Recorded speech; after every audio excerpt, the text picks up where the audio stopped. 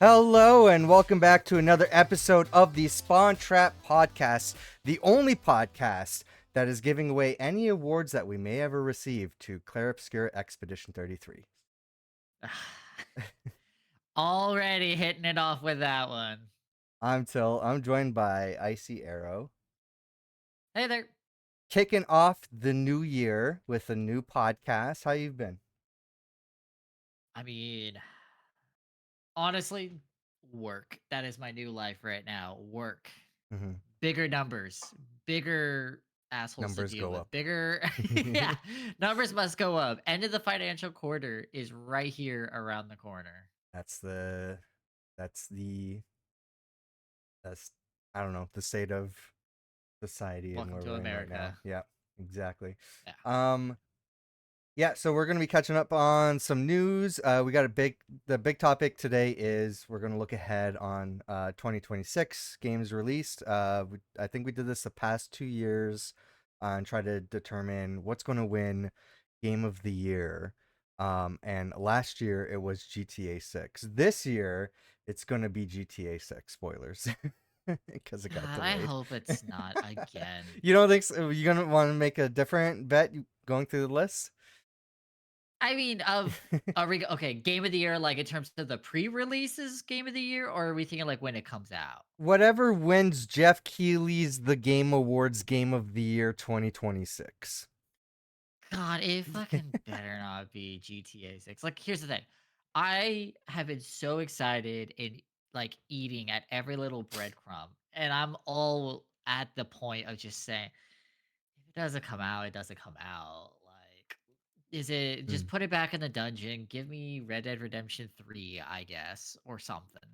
Give me something new. You know what? Give me another bully game. Let's go I back in think time. I don't think it's gonna get. It could get delayed again. I think the biggest hurdle is that the issues with workers, like, or not with workers, but with Rockstar and their workers. you know, Yeah. where they fired a bunch of the employees that are trying to unionize, which is a topic that's going to be coming up today. And all that stuff, and the backlash they're getting from the UK government and all that stuff too. So, I think that could delay the release, but I don't expect it to um affect. Well, I don't know, like how involved those workers are with getting the final release done on time. I imagine it does impact it, but I'm not a game developer, so I don't know. Yeah, sadly, I don't have too much. I know from like previous like history of how things get done. A really big example of games that consistently was getting delayed was LA Noir. Do you remember that one? It was like a Yep. PS3 exclusive, maybe. I don't know if it was exclusive, but Wasn't it the multi-platform? it was probably multi-platform. But I wouldn't be surprised if it was like the first month it was on like Yeah. one console only because that was also a thing at the point. Hmm. But that one was huge. Anyone who knows like the backstory of that game was made terribly. Mm. It was a constant like their whole platform of ideas was basically hire the people fresh out of the gaming college, set them down, Oh, tell them what to do, walk away, and then when they quit or you push them to the limit or anything like that, you get the new one who's right there not knowing any better, put yeah. him down and take over. It it took so many more years because the lead designer didn't know what he was really wanting and all these different things and kept changes and adding things. It's got to be bigger, better. It got to the point where the company had to bring in a guy and just say, get this shit done. We don't give a Hmm. crap anymore at this point. We have leaked so much money from this is that we could not make it back unless this is like the biggest game of all time. Just finish it, get it out. We'll try and recover our losses. And I get the So, feeling with how this is going, this might turn into something. so that's a game I should not play. That I currently own right now. I mean, it's a fun Yeah. game. It's actually a good game, but it's Okay. just the lead designer was just not the best. And his Right. main complaint after all of that was just saying we shouldn't have done it in Australia. It was too expensive. Okay. Um. Yeah. Anyway, Yeah. Speaking of game of the years, what was your? I'm just curious. What was your personal game of the year last year? So I have not had a chance to play too much games That's fine. in all of 2025. So going through the list here, because I found out Steam will do You this know? for you. Oh, for games that you recently played. Yeah, it has Yeah. things Okay. from Cool. either when you bought it to the Yeah. last time you played it. Mm. So going through, I would say if we this is gonna be really funny actually. If we went by hours put in for I wouldn't go by 2025. that. Okay. Well, I was like, we went by hours. I got a couple Sure. idea. I think I'm going to say for 2025, it is a game that's still technically not released, but Oh, it's a game that early I got access. into. Yeah, it's early access. I got into the game. I don't know how old it actually is and how long it's been in early access, but Project Zomboid for 2025 for me. Project Zombie. It is Okay. a survival simulator zombie apocalypse in like oh god, what's the like Romero. I can't think of his first name right now. Oh, It's yeah, George Romero. I think his name's it's yeah, George Romero. George Romero. It's based on that. Super love it. All that stuff. I never like. I've had it for a while, and then I was kind of like in and out, and I was like, "That's kind of cool." Maybe like a couple hours here, a couple hours there. Then I started playing with a group of friends, and I went from a couple hours here, a couple hours there, to over 100 hours. And even then, I'm still like, "Oh man, I'm excited, and I can't wait." Night of the Living Dead. There you go. Yeah, Night of the Yeah. Living Dead, George. Yeah, Romero. I would say that one just because I've put so many hours into it. I've had a lot of fun. I haven't been frustrated or anything with it. And if I could do that, that's pretty cool. Mine is Donkey Kong Bonanza. Hey, I heard nothing but good things about that one. If anybody's been following my journey through Donkey Kong, I've been the past few years I've been playing through every Donkey Kong game ever made.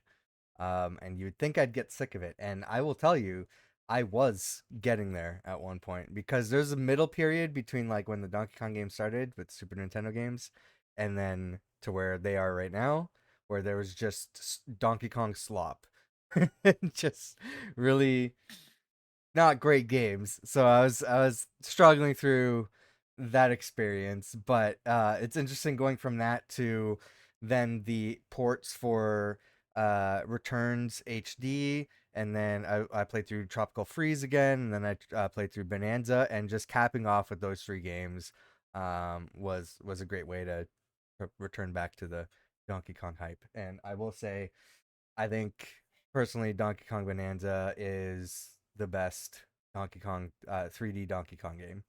Um, I know Okay. I'm very nostalgic for Donkey Kong 64. I love that game. I'll keep going back to it and replaying it. But I think just objectively, I think um, Bonanza is better. So I did hear you say that because I'm really curious by this. You did say like you go back and play 64.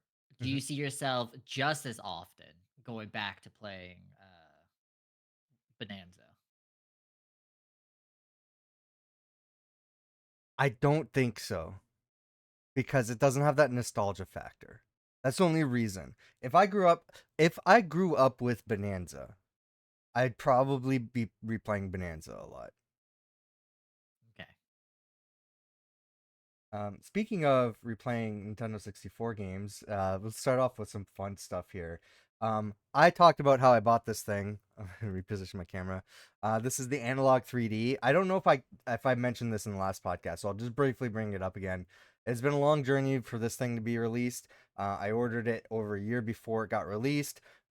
Trump was elected, and then it introduced tariffs, and I had to pay another $60 when it arrived. That's I so remember the so complaints. yeah, you know what? Screw you, Donald Trump. Anyway, so right after it arrived, over a year after I ordered it, they announced some fantastic colors, and now I'm a little bit upset about that because I want the ice blue. I did buy the ice blue controller Yeah. though. That's on the way. Oh, there you go. So, So I Yeah. have been using this thing for Donkey Kong 64 actually. I've been playing it on my TV, my living room TV whenever I'm bored. Um, I will say, so like my kind of like review on it, uh, every YouTuber is gushing about this thing, and I think Mm. it's a great system depending on what you want to use it for. Um, because it does everything just very well. It just you plug it in, you pop in your cartridge, and you play it, and that's all you really want a modern N64 to do. Yep. So it does that great. There's a lot of great enhancements. There's like an overclocking mode too. So a lot of games that like struggle have that low frame rate because things are tough to load on the system. They play it a lot more smoothly. There's a lot of filters and everything. Um, I will say it's because Analog didn't give us a lot of details initially on this system.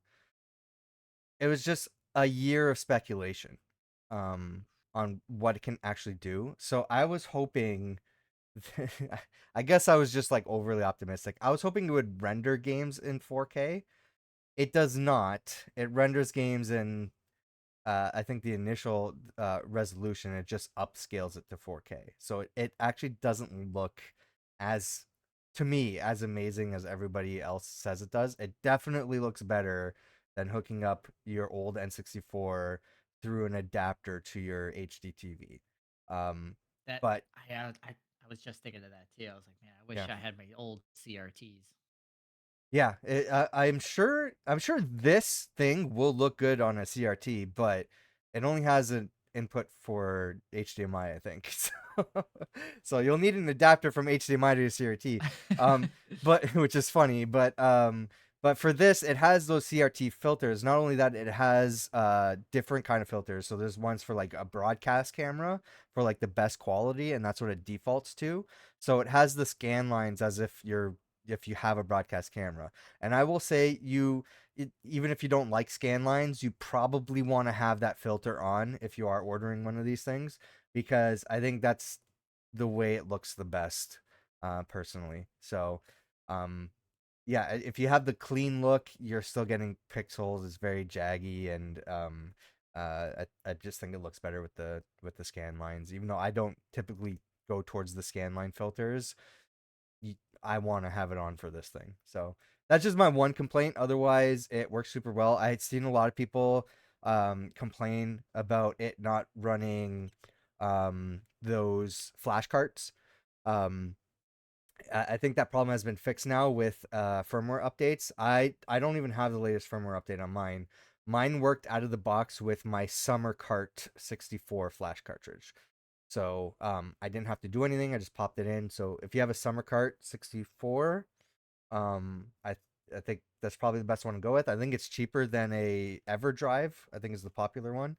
Um, and yeah, I could just load in an SD card full of games. It also emulates other systems. So I got like Game Boy and Super Nintendo games on there. So if you want to do that on this thing, um, it's possible. Hey, that's pretty cool. The only thing I think that you can't do unless it's part of the firmware update, I don't think there's an overclock setting for the flash carts.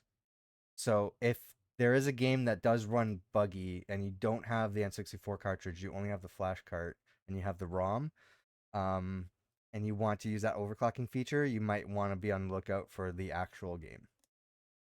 Okay. I mean, there's still, I think, a big, I guess I want to say, I don't want to say underground, but like a lot of local stores will have them and be like, yeah, Hmm. it's like $20 or whatever. And you pay Yeah, the the only 20 problem bucks is for it and like you can get some cool games. some of those games are marked up in prices, especially for a local game store. Oh, yeah.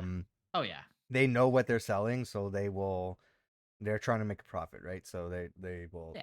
upsell that. And, Um, but I'd rather pay a local business sometimes that little extra. sure, I sometimes go to thrift stores and I buy games like this, which has the EB Games GameStop uh, default cover on it, and it's World Cup, Quidditch World Cup on the GameCube. That's what I bought yesterday. Hey, there you go. There you Yeah. go. You get to live your Harry Potter dreams. Yes. I didn't even know that was a game. I'm like, oh, okay, cool. Not Um, surprised. Speaking of FPGA retro consoles, I caved even after I bought the um Analog 3D. I caved and ended up buying the competition, the SuperStation1. This is an FPGA PlayStation, but it does a lot more. So basically, there's a you know what like a Raspberry Pi is? Yeah, I even had some fun with some when I was younger. Yeah, this thing called a Mister, which is kind of like a Raspberry Pi for retro game consoles. It just does it's programmed to do like hardware emulation as accurately as possible as old retro consoles from like PS1 era down. Um, and so it's not really emulating it like you're playing on a PC. It's running it as if you're running the game on the actual hardware. Gotcha. So I know the guy's name is Taki Udon. Part of his company or whatever is making sort of like a competitor to the Mister, and I think they call it a Mister Pie. So it's really I hate it. I really wish I chose a different name because it's really confusing. But it's How about Pie essentially Super? yeah, I don't know, but um, I feel like it's essentially the same thing except it's just their own branding. But he decided to take a step further and he says, "What if I make a PlayStation from this chip?" Um, and so yeah, we got a modern PlayStation. It has the memory card and controller slots on it, so you can run it just like an actual PlayStation. It plays PlayStation ROMs, but also anything else that the Mister can run. So it plays every retro console. Um, but what if you just want it for PlayStation and you have your physical games you want to play it? I think if Possible I disk drive? there is, I don't know if it's on the same page. I might have to open a different page for it. These are like the different angles of it. Uh, there is, I think if we go to the pre-order page, here we go. This comes in different colors too. So yeah, there's a disk drive attachment goes on the bottom. You can play your discs that way. But because this is a Mister, um, it also plays disc-based games from other disc-based retro consoles, not Oh, just okay. PlayStation. That's what sold it to me. And so initially I was like, I this looks really cool. I don't really have a need for it because there's multiple ways for me to play PlayStation games on a modern setup. It would be cool if this technology reaches the PlayStation 2 era of Yeah. consoles, the sixth generation consoles, because then I think that's much more beneficial for me personally. But then they announced, oh hey, it can do other games too, and also there's this disk drive attachment. You can just pop in your games, and also it plays discs from other consoles. I'm like, okay, you're kind of selling me here, but even Yeah. still, I'm not too sure. People are getting their review So, units in, and they're raving about it. So I'm like, I gotta buy it. uh, I caved and I bought it. The honestly, the number one thing that like pushed it over the edge is the blue color here. I'm like, look yeah, I'm how looking at that blue. I'm like, fucking nice that looks, man. ooh, that's slick. I'm like, ooh, I'm looking at that. I was like PS1, and it said anything from like that. So I'm thinking like Xbox, possibly, because I'm thinking like No, same. the No, Xbox is Xbox was after. yeah, Xbox sixth generation, yeah. Yeah, So basically like fifth generation gaming and before. yeah. So I'm trying to like, okay, disc You based play I of think you like could that era. play arcade games and stuff like that too. Oh, dude, that. Here's the thing. Now you're selling me. Now you're selling me. I'm like, hmm. And really you I, don't I mean I think there's like adapters you can get for like other controllers, but what do you need other than a PlayStation controller for all these consoles, you know? It's like the perfect layout I for mean, retro gaming. if there's a way to get wireless, I guess, kind of thing. But I I feel think it like it's has got to Bluetooth. be. I think it has There Bluetooth, you go. but a lot of these retro controllers will have 2.4 gigahertz adapters. I have one which is right here. Um, yeah, Retro Fighters Defender, I think it's called. Which is also blue. It matches. I'm already set. Hey, Um, there you go. this has a PlayStation 1 adapter. So I can just plug it into the control port and it connects through a 2.4 gigahertz wireless signal. It also has a USB adapter too. This thing works with every PlayStation up to PS3, I think, and it also works on Switch. So it has the Bluetooth capability. No, not Bluetooth. It uses the USB adapter. So um, yeah, you can use something like this with it. Yeah, so that right there makes it a lot cooler in the way of like, because I'm thinking for setups like me at home, and I'm thinking like, oh, that'd be cool, like have someone Yeah, else over, or maybe like, just kind of like chill out and play a little bit with that. But I was like, the wires, I can totally see that being a pain. But if you could do the wireless also controllers and have it work on that, yeah. that right there Well, makes it it's a no brainer. that's also another selling point for me is because I figured this would be the easiest way for game capture because the other way, hold on, I just realized I got to fix some audio settings so that way Totally fine. this is a problem I got to check every time I start up OBS and I always forget. Um so the current way that if I was to um game capture a physical PlayStation 1 game I have right now, I would use my PS3 for the best quality. Yeah. PS3 is the most notoriously bad console to use for game capture because it has that Yep. HDCP protection. Um, you have to get a specific type of HDMI splitter to be able to capture that, which I have. It's just a pain to set up all Yeah. the cables, wires, and everything for that. So I actually have one. yeah, Yeah. I'm I gonna be using that soon because I'm gonna be playing God of War 2, and that's gonna be how I capture it. So Yep. I literally when I played God of War 1, I was like, "Oh, sick," yeah. I think God of War 2 I also played because I think you could have played that one on PS2, and I was like, "Yeah, cool." And I was Mhm. like, "What about God of War 3?" It's like PS3. I was like, "Oh, I give up." Like, God of War 3 of like those first three games. I think that one you can get a digital version for PS4 and PS5, but the other two games you have to play the HD version on PS3 or you need to capture it from a PS2. yeah. And it's Um, just but this like if I'm capturing PS1 games or any other retro console game that's not on a modern like it's not ported to modern platform, this would be the easiest way for me to do that. So that's another selling factor for me.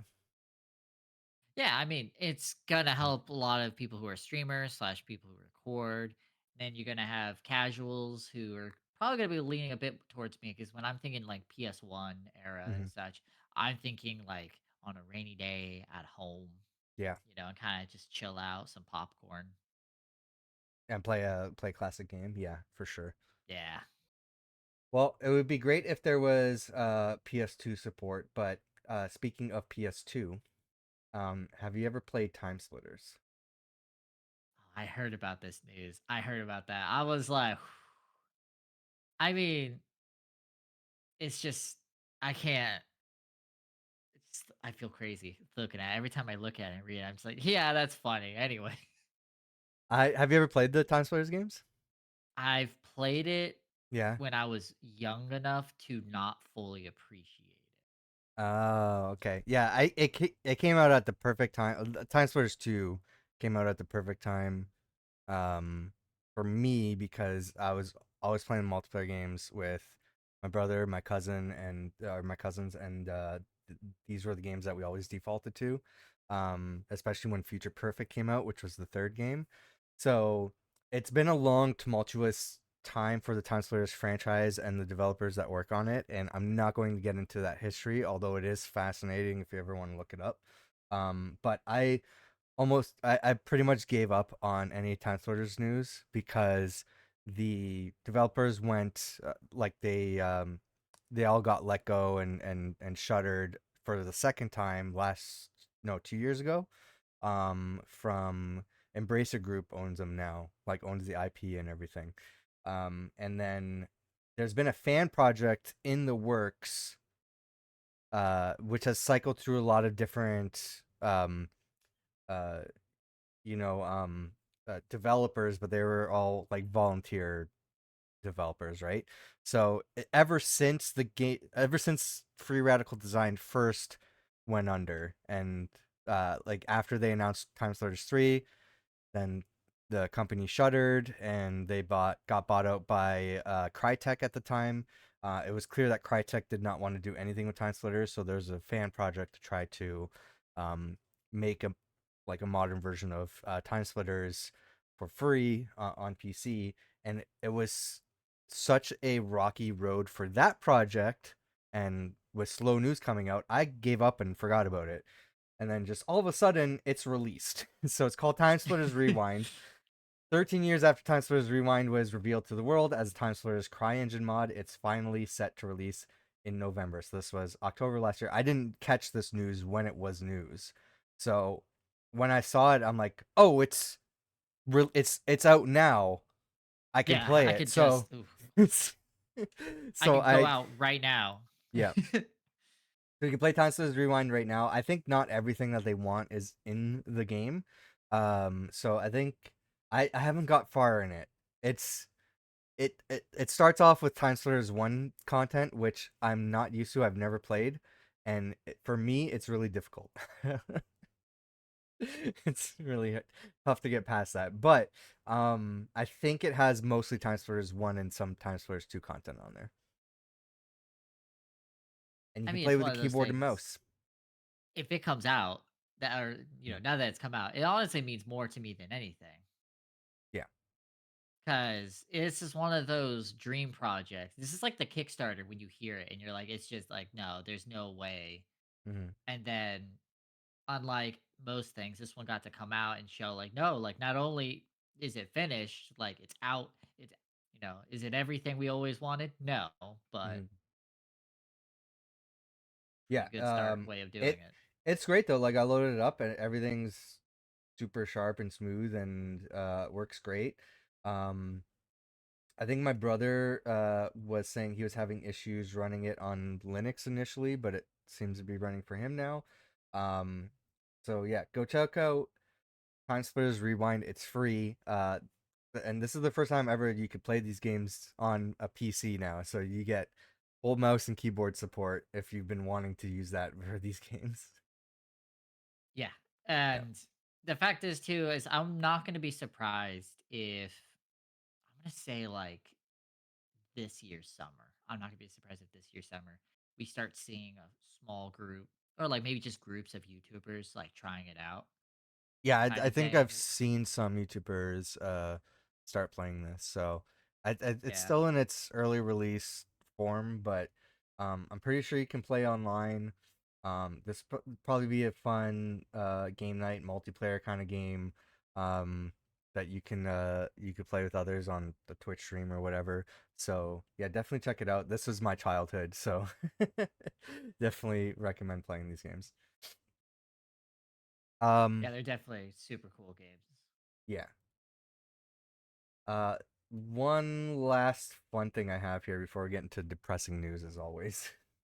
Oh yeah, I cannot unless you, wait. unless you have some fun stuff. You have a fun thing actually, right? Or no? Well, it's a positive on the fun side for people Okay. like me. So we could do it after your looks like Banjo-Kazooie.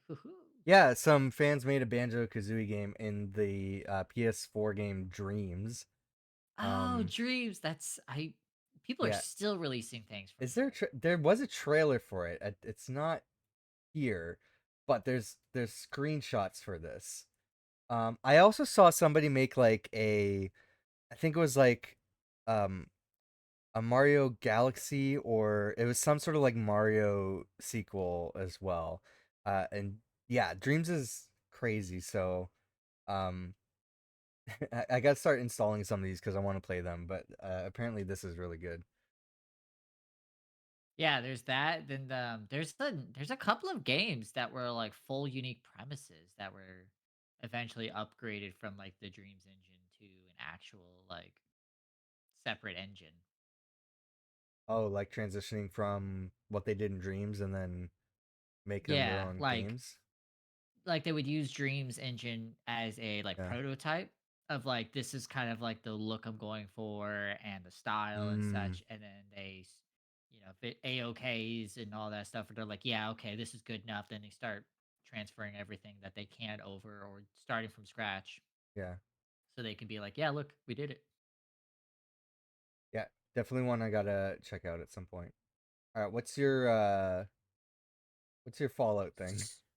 So here's the thing. You're gonna have split opinions probably on this one. Not like some people will love it, some people will be like, yeah, sure, whatever.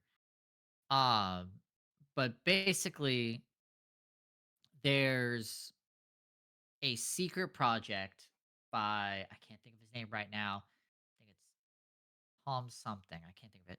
But basically he's working with Bethesda to create a new game. Tom Kane, I think it is, or Tim Kane. Cain. Okay. Tom or Tim Kaine. He worked with Interplay. He was one of the main like heads behind Interplay. Interplay, which is the company that created Fallout, and Okay. they did one, two, and then due to small like '90s mishaps and such that clearly you wouldn't do nowadays, and because they knew from back then squandered a couple ideas, things didn't work out, and then they sold it to Bethesda, and then from that they created Fallout 3, etc.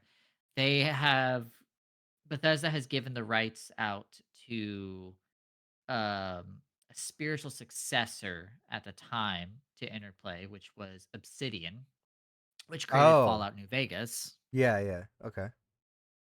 And from there they recreated it in people's opinion like mine. I think it's the perfect encapsulation of what Fallout is in terms of really dark and broody and really depressing mindsets of what it would be like, but yet also show this goofiness that you can still run into, or fun, or sometimes just hopeful cheeriness where you're like, clearly this in a way does not fit but it still makes you happy.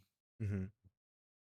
um and due to lots of other drama stuff, um they have never wanted to work together again, Obsidian and Yeah. Bethesda. But the original creators back for a unnamed project, which everyone is super excited about. Some people are really hoping for a remake of Fallout New Vegas.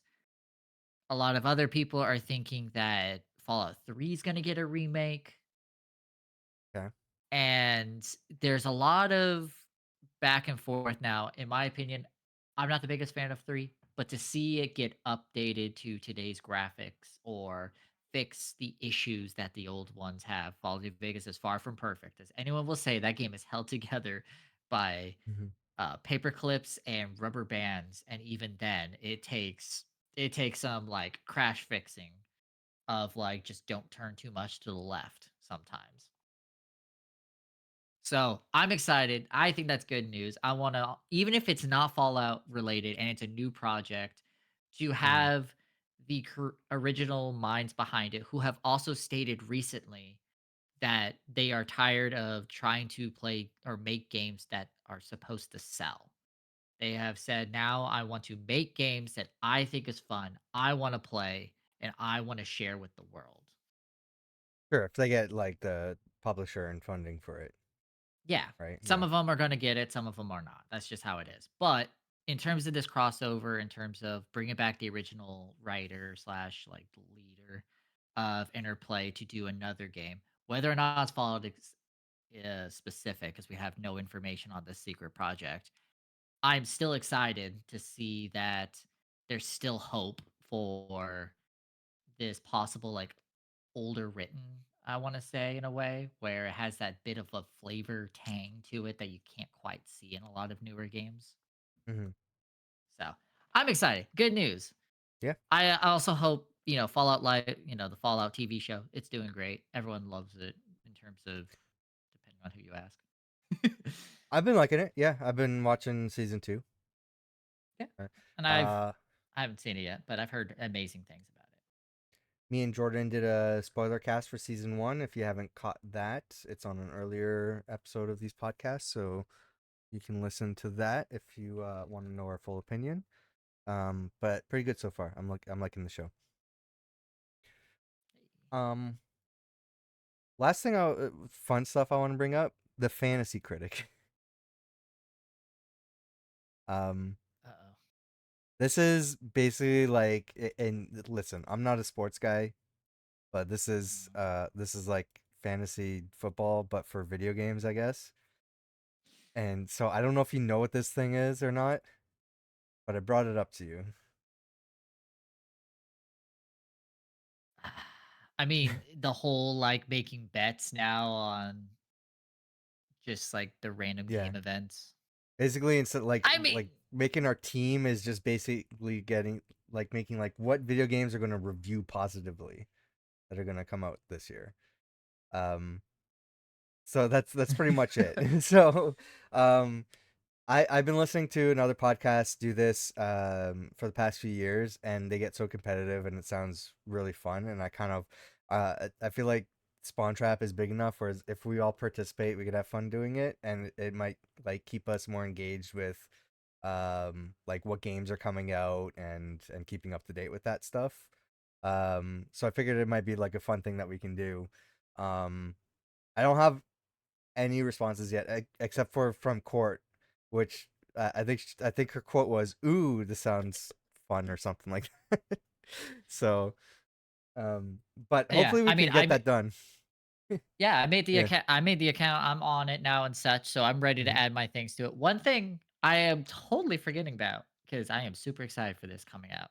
I think it's next month, which is the new Resident Evil game. Mm. That's Well, gonna be I'm gonna call it right now, positive. It's gonna be an 87. s- so hopefully we can all sign up and get started before that happens, because I think if we start it after Yeah. games release, then we can't choose that game, right? But Yeah. um, I'll try to push some people, or even if I can get a response saying like, "Hey, I'm not interested in doing this," so that way we can just like start without them.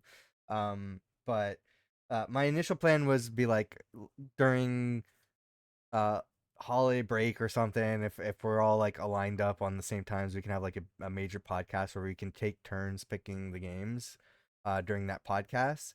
But it's clear to me right now that's not going to happen. there's there's no way It's we're all going to have the impossible. same free time. So I think we can do it by just like taking turns. So just like wait for the person to pick their game, and then when we sign in and see if they pick it, then the next person goes. So, or we just try to communicate that through Discord. So, um, yeah, hopefully we can do that. The way that the picking goes, I have default rules set right now for the most part. There's one thing where I like removed something because I'm like, well, that's kind of stupid, but um, for the most part, it's just the standard rules that they gave me. But I think right now for the draft, I think we randomize who goes first, and then it's chosen sort of like snake style. So like the first person picks theirs, it goes to the last person, they pick theirs, then the last person picks Oh, the okay. second game, and it reverses. And so I think we're picking 6 games initially there, and then games get announced and stuff throughout the year. So we have a certain amount of money where we can bet, like if a game gets announced, we can like bet on the game and see who gets the game, like see who wins that game for their pick for the year. And then there's like fun stuff like counter picks saying like, oh hey, you picked that game on your list, but I don't think it's actually going to be released this year. I think it's going to get delayed. And then so if that happens, like that person who picked that game is kind of stuck with it. They lose out on the points. Um, and so they don't get that score. They can't replace it with something else. Hey, that sounds Yeah. super fun. That's definitely something I think we could have a lot of fun with. Yeah. So the interesting thing is who goes first and picks GTA first. I don't even want to pick GTA. I could get first, and I'm not picking GTA. Yeah. All right, let's go into some depressing news. I don't know if you caught if you're up to date with the EA stuff, the EA buyout from the Saudi Arabia Uh, government. yes and no. It's one of those like I hear like a little bit here, and then I won't hear anything for a while, and then I'll Yeah. hear something else. And I'm like, yeah, sure. Then I won't hear anything for a while. we delved into it in one of our recent podcasts. Just like a small update on it. It says like this from Rock Paper Shotgun in early December. It says Saudi Arabia will reportedly own almost all of EA if the buyout goes through. Because I think initially they were stating that yeah they're buying us out and everything, and it's like it's like a joint thing. So it's not all of Saudi Arabia. It's like partially Jared Kushner's company and partially Yeah. this other thing. And EA is still gonna contain creative control, and immediately responded on the podcast, no, they're not. No. Yeah. I And like how you could tell instantly by me the second you said creative yeah, control. I went, yeah. Uh-huh. yeah, okay. Sure. um, but I think there's a percentage, but they I don't know if yeah. So it says the question: given how much control Saudi Arabia stands to gain over EA's direction for owning 93.4% via the PIF, which is the I think it's called Public Investor Fund. Oh, But okay. Yeah. that's like the Saudi Arabia government.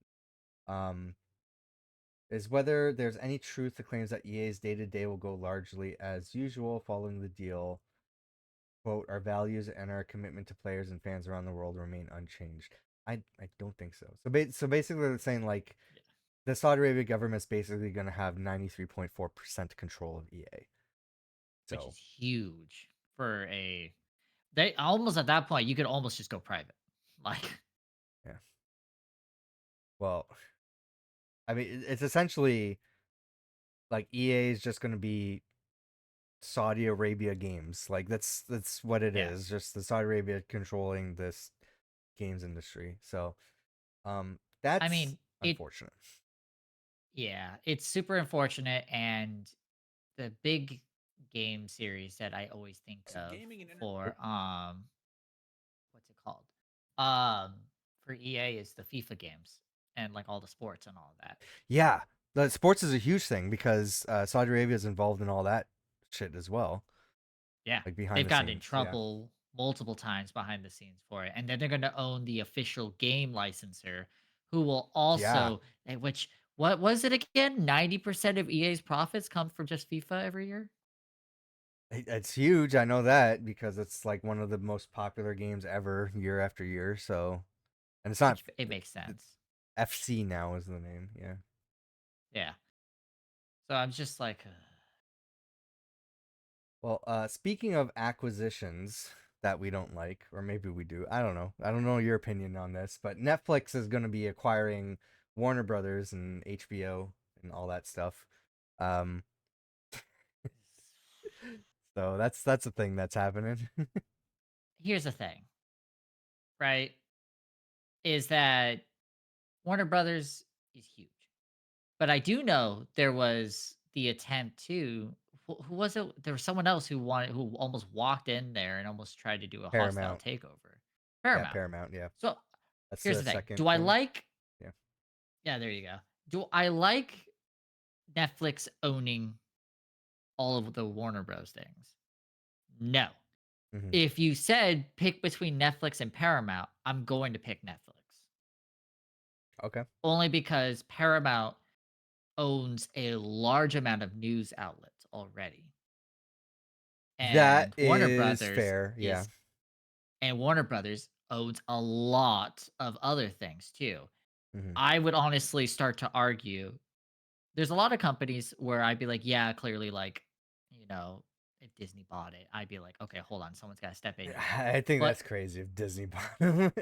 but no, it would be crazy. I'm not Yeah. saying they would, but let's just say for the sake of like, if someone said, "What if Disney bought it?" I'd be like, 100% needs to be stepped in there and be like, "You already own so much of it The to buy your story next is biggest part competitor." three of this. Netflix considered, it says buying EA, but one of the other things on the list was Disney. Netflix was considering buying Disney, which is a crazy thing to think about. But That's apparently, huge. that's that's what the conversation was. I mean, okay.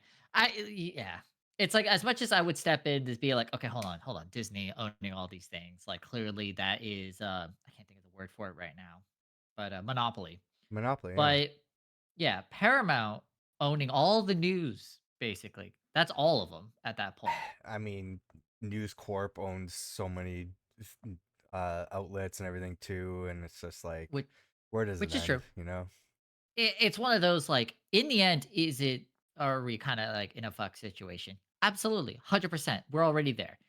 Yeah. But I would like to at least try, the best to not make it 100% fact. Paramount buying all of that stuff would make everything on there, not to mention, very obviously, I've read and listened to other articles and such of lots of behind the scene deals were made at Paramount with government officials about what we would Mhm. do if we bought it, kind of thing. I'm like, already, I'm like, no, fucking back off. Netflix, y- take the win, buddy. Like, go for it. I'm not happy Mhm. technically about it. I've been paying for HBO and such, but I'm like, go for it. I trust you more. I really don't have a huge opinion on it other than I wish this wasn't happening. And I wish Netflix had, or I wish Warner Brothers had different leadership. I wish all these companies had different leadership. They all suck. Yeah. Um, Yeah. but in terms of the gaming aspect, it seems like that was an afterthought to Netflix. Um, because they've been interviewed. Somebody from one executive from Netflix was interviewed afterwards, and they're like, "Oh yeah, so you guys also own WB games and all that stuff. So, um, did that like influence your decision and everything?" They're like, "No, we didn't even think about it." Like they just have no, and Netflix has like a gaming side of it that they're trying to like push and Yeah. yeah, I say that, but they keep closing studios and delisting games and canceling games in production. But who knows? Maybe this turns things around. I doubt it though. This is just going to lead to more layoffs, and I don't think this is going to be great for the video game side of things. I think that it's going to negatively impact it. So that kind of sucks. I think But what is probably going to happen in terms of the gaming side, I wouldn't be surprised if they started like laying off all of the programmers and everything and then just start selling license and just being like, all right, they who wants to could, make, yeah, if they just don't want to deal with it, and like, yeah, who wants to have the license and then make the game? Yeah. because clearly every time Netflix tries to get into the gaming market, they are consistently not able to figure it out. And I The get the thing feeling at some is, point they'll the give thing is, up. they own all these gaming studios now, and so that just if they go that route, they're just gonna be like, okay, everybody go home, you're done. We're not making games anymore, and there's just so many people out of work now because of that decision. I Yeah, but we've also had similar issues with Xbox. I think did something somewhat similar Yeah, because they it kept getting okayed for this ballooning budget to constantly buy all these studios, and Xbox is then in when a Xbox is in a specific situation, but that's you're exactly right.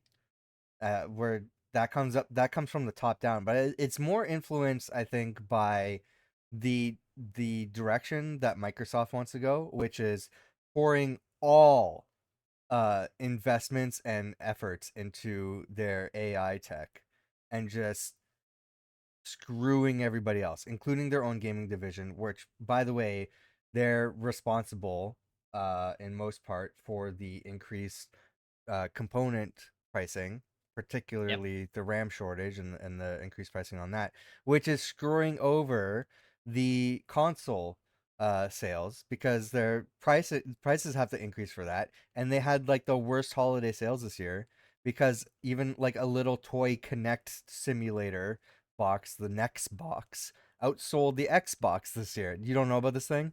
It's a little no, cube that has a camera on it, and it's basically a Connect, and you play games like Fruit Ninja and stuff on there. That outsold the Xbox this year.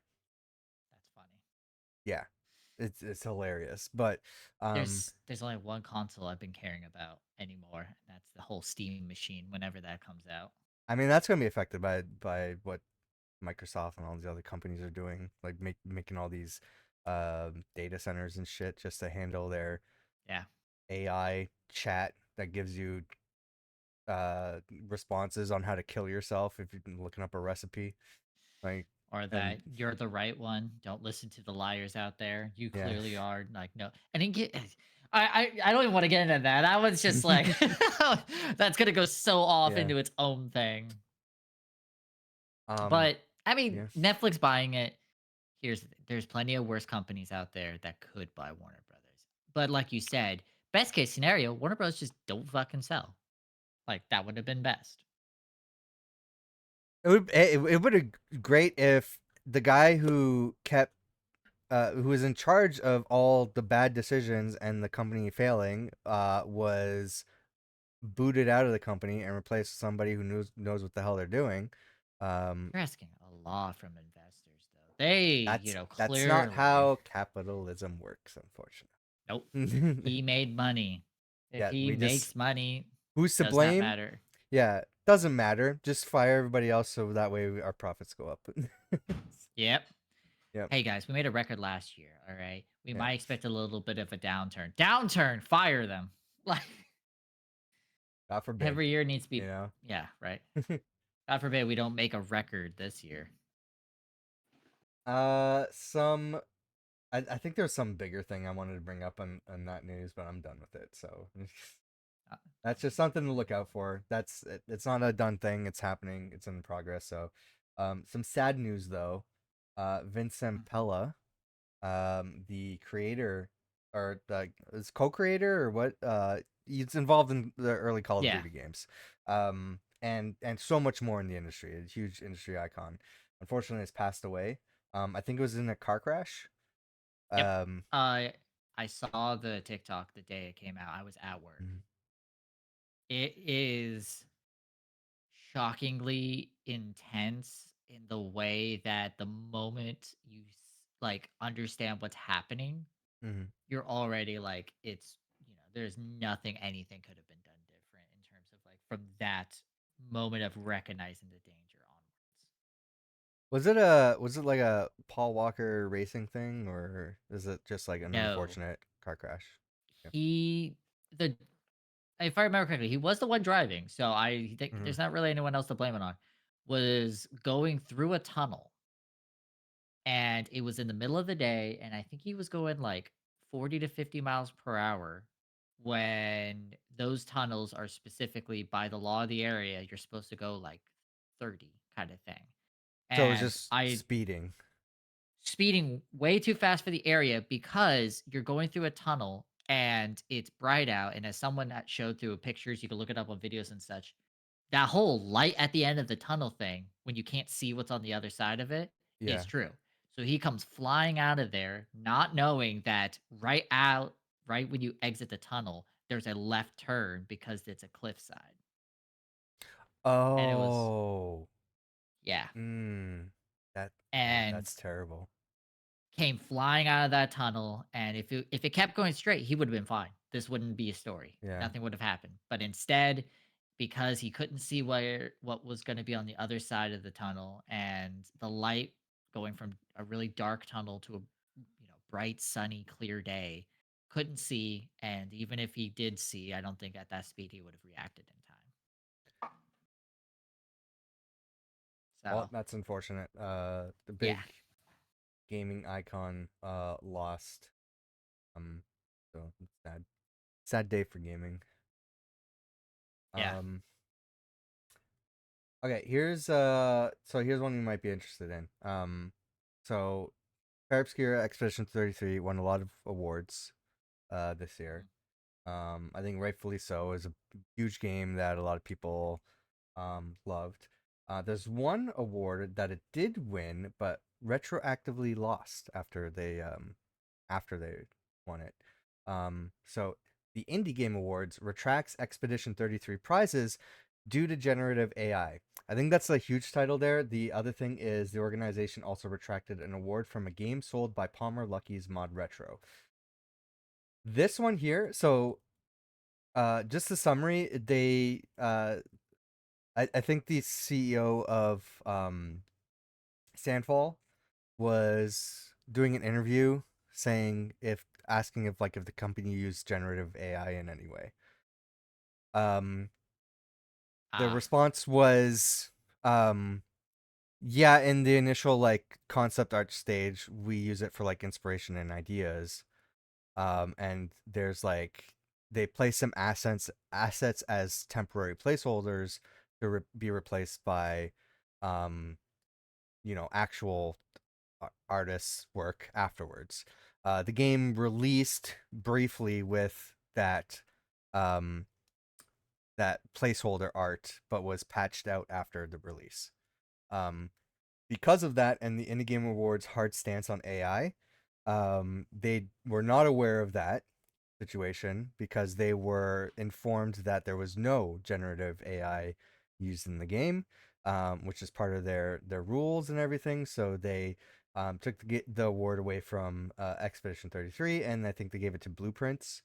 And then the award that they took away from um, Mod Retro, I think specifically a developer that had ties with Mod Retro for their debut indie game, um, which I think that's more appropriate to put in this sub headline here.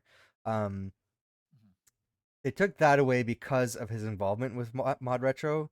Because Palmer Luckey is a guy who's a like an arms contractor and sells like weapons, um, for, like government stuff for like Okay. I heard yeah. bits in that one too. Yeah, so and he's also just a major douchebag and asshole, and like I don't like him. So the thing is with this second part, um, this has been known for a long time, and I don't know how they were not aware of this until after they gave the award. Like the Expedition 33 thing, I can see is like, okay, you guys were not aware. You were told one thing, you discovered something after, and now you're taking the award back. The Palmer Luckey thing is like, how did nobody in your sphere know about this information? Yeah, it's one of those things where it's like clearly someone did not have all of the proper information, or Yeah, B clearly was like, yeah, sure, whatever, and just decided not to mention it. I want to dive deeper into this because I think it's not a black and white situation personally. And when I heard this story, I didn't really know how to feel. So I think there's like a little bit more nuance to this. Um, so this is from The Verge. Clair Obscur Expedition 33 had earned another Game of the Year award by the Indie Game Awards last week, but this was when was this? I don't. Oh, December Oh, 22nd. there it is. Yeah. Um, where was I? But the organization has since announced that the award would be retracted because the developer Sandfall Interactive used generative AI during development. The Indie Game Awards also rescinded the debut game award given to Expedition 33. Here's the Indie Game Awards explanation. The Indie Game Awards have a hard stance on the use of Gen AI throughout the nomination process and during the ceremony itself. When it was submitted for consideration, a representative of Sandfall Interactive agreed that no Gen AI was used in the development of Clair Obscur Expedition 33 in light of a resurfaced interview with Sandfall Interactive confirming the use of Gen AI art in production being brought to our attention on the day of the Indie Game Awards 2025 premiere. This does disqualify Clair Obscur Expedition 33 from its nomination. While the assets in question were patched out and it is a wonderful game, it goes against the regulations we have in place. I mean, Um, I'm so mixed on that because I'm very like ask anyone who knows me personally. I'm always very hard stance against AI. But I also understand from a company standpoint of just being like, yeah, sure, whatever, just fucking throw it in there. Like, we don't have the time for it right now. We'll deal with it later. But I wish there was um I wish there was the quote from Sandfall here onto how Gen AI was used. But if I recall, I think it's what it was is that they're saying like it was a tool that was available when they were starting, and the developers were just using it as um, like a means to get some inspiration or whatever. yeah, Um, I don't think the company has. any sort of stance on AI. I think that's the state we're in right now is that needs to change now because that's Mhm. what the conversation is being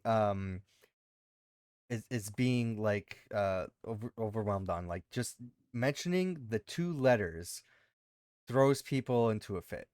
And it paints your organization, not just your game, in a certain light. And um there needs to be like a precedent set on, hey, what is allowed, like what is accepted, what is not accepted, and what you need to disclose, so that people can make that informed decision. um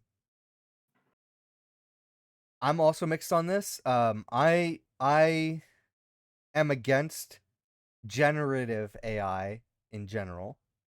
um I understand that, like, the hard stance and people being like, I also follow somebody who makes covers of video game music, and the reaction to this was, I took all of my cover songs down because I have a hard stance on generative AI, and I don't want to have any sort of support in that, because you're like paying royalties or like your a portion of Yeah. your sales go to royalties and stuff, so I just want to contribute to that, which I understand. I think it's a little bit of an overreaction, just because I I think, also agree on that. yeah, It's gonna be impossible to miss now. yeah, it's every studio is doing it, is using it at least in that little bit of um use that Sandfall is, which I don't think is outrageous. They're not creating a, like, they didn't create Expedition 33 is not a generative AI game. Yeah.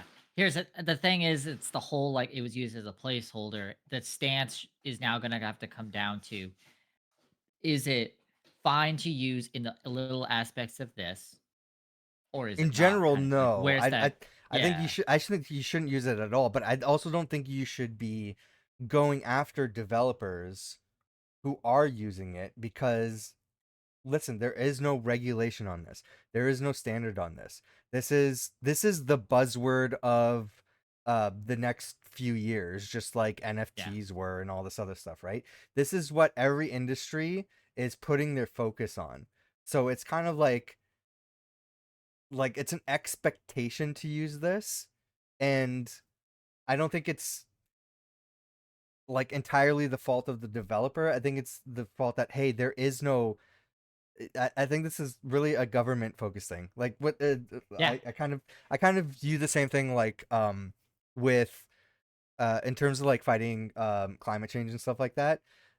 We're at a point now where it's just like, you can do whatever, and you should, to try to mitigate the impact, but it does not matter. It's such a small blip because there's no regulations on corporations abusing um how we affect climate change. Case in point, the data centers that are being put up to use this AI stuff. There's no regulations on that, and there's like Yeah. cities and stuff that are their drinking water and everything's being affected by it. So And there are you? is technically a law that got involved with that. Yeah, I mean However, that's a start, but like no, hold the on. thing. It is not a good one. It Oh, was states are no longer allowed to regulate it. fine. Okay, well, It's that it never has to mind. be now done at the federal level. State level is unable now to create regulations for it. The federal level, that's like going hand in hand with these corporations and giving them Yep. everything that they want Yep. in exchange for, you know, $2. other things. Um, so yeah, that's not happening. So it's Yeah. um, yeah, I think, and that goes that's still a fight that needs to happen with your local, like everything starts local, right? Yeah. But the point is, like, are you going to go after that guy who's using Chat GPT to find um an answer to some history question or whatever, and be like, you're you're the cause of like all these developers losing their job and everything? No, it's because you got to think Yeah. bigger. The big picture. Yeah. Yeah, Always think about how if you're mad at the people who do the little things, yeah. imagine how you're going to feel when you find out the corporations use it. Yeah, I mean, there's one thing to be like, hey, you are aware, like, are you aware, like, this stuff, whatever, like, educate people, and maybe they can form a different opinion, and maybe they won't, and then that's something you got to deal with because, people have their own different stance on things like that, but you need to focus that energy to where it matters. And I don't Yeah. think going like, oh, they use Gen AI, a popular tool that is in its infancy that every other developer in the industry is using as a standard, as a way to kind of get an idea of what to use as an asset in this game that they're going to patch out later. Um, like, I think this kind of just like diminishes the the work and everything that was involved in Expedition 33 in the Yeah. achievements that they made. Um, It's still like 99% handcrafted. Yeah, and And it's yet we're ripping them apart for the 1%. and I respect that the Indie Game Awards has a hard stance and they're sticking to it. Um, I just I don't know. I feel like there was a better way to handle this, and I think they might need to like just review what their stance is and be a little bit more like specific in the situation because listen, every like it's going to get to the point where I mean a lot of indie games are not going to be using generative AI, but a lot are. And this is going to be something that's going to have a bigger impact in next year's awards, and you got to prepare for that, and you got to be a little bit more clear on what that quote unquote hard stance is because there's going to be a lot of disqualified games for the next awards. um and at the same point, Sandfall is not in the clear here. Sandfall lied. They straight up Yeah, lied. they just straight up so lied. so It's they it's one are at fault thing. too. Yeah, yeah. Sheesh. So I don't think it's a black and white situation. I think in every aspect things could have been handled differently. I I think we need to like settle down a little bit on like where we need to be outraged for the use of generative AI. I don't think you should use it at all or in general. But it's really an uphill fight at this point, and where it's at. Yeah, and I agree Yeah. with that. With you can also just see in so many ways where it's harmful too.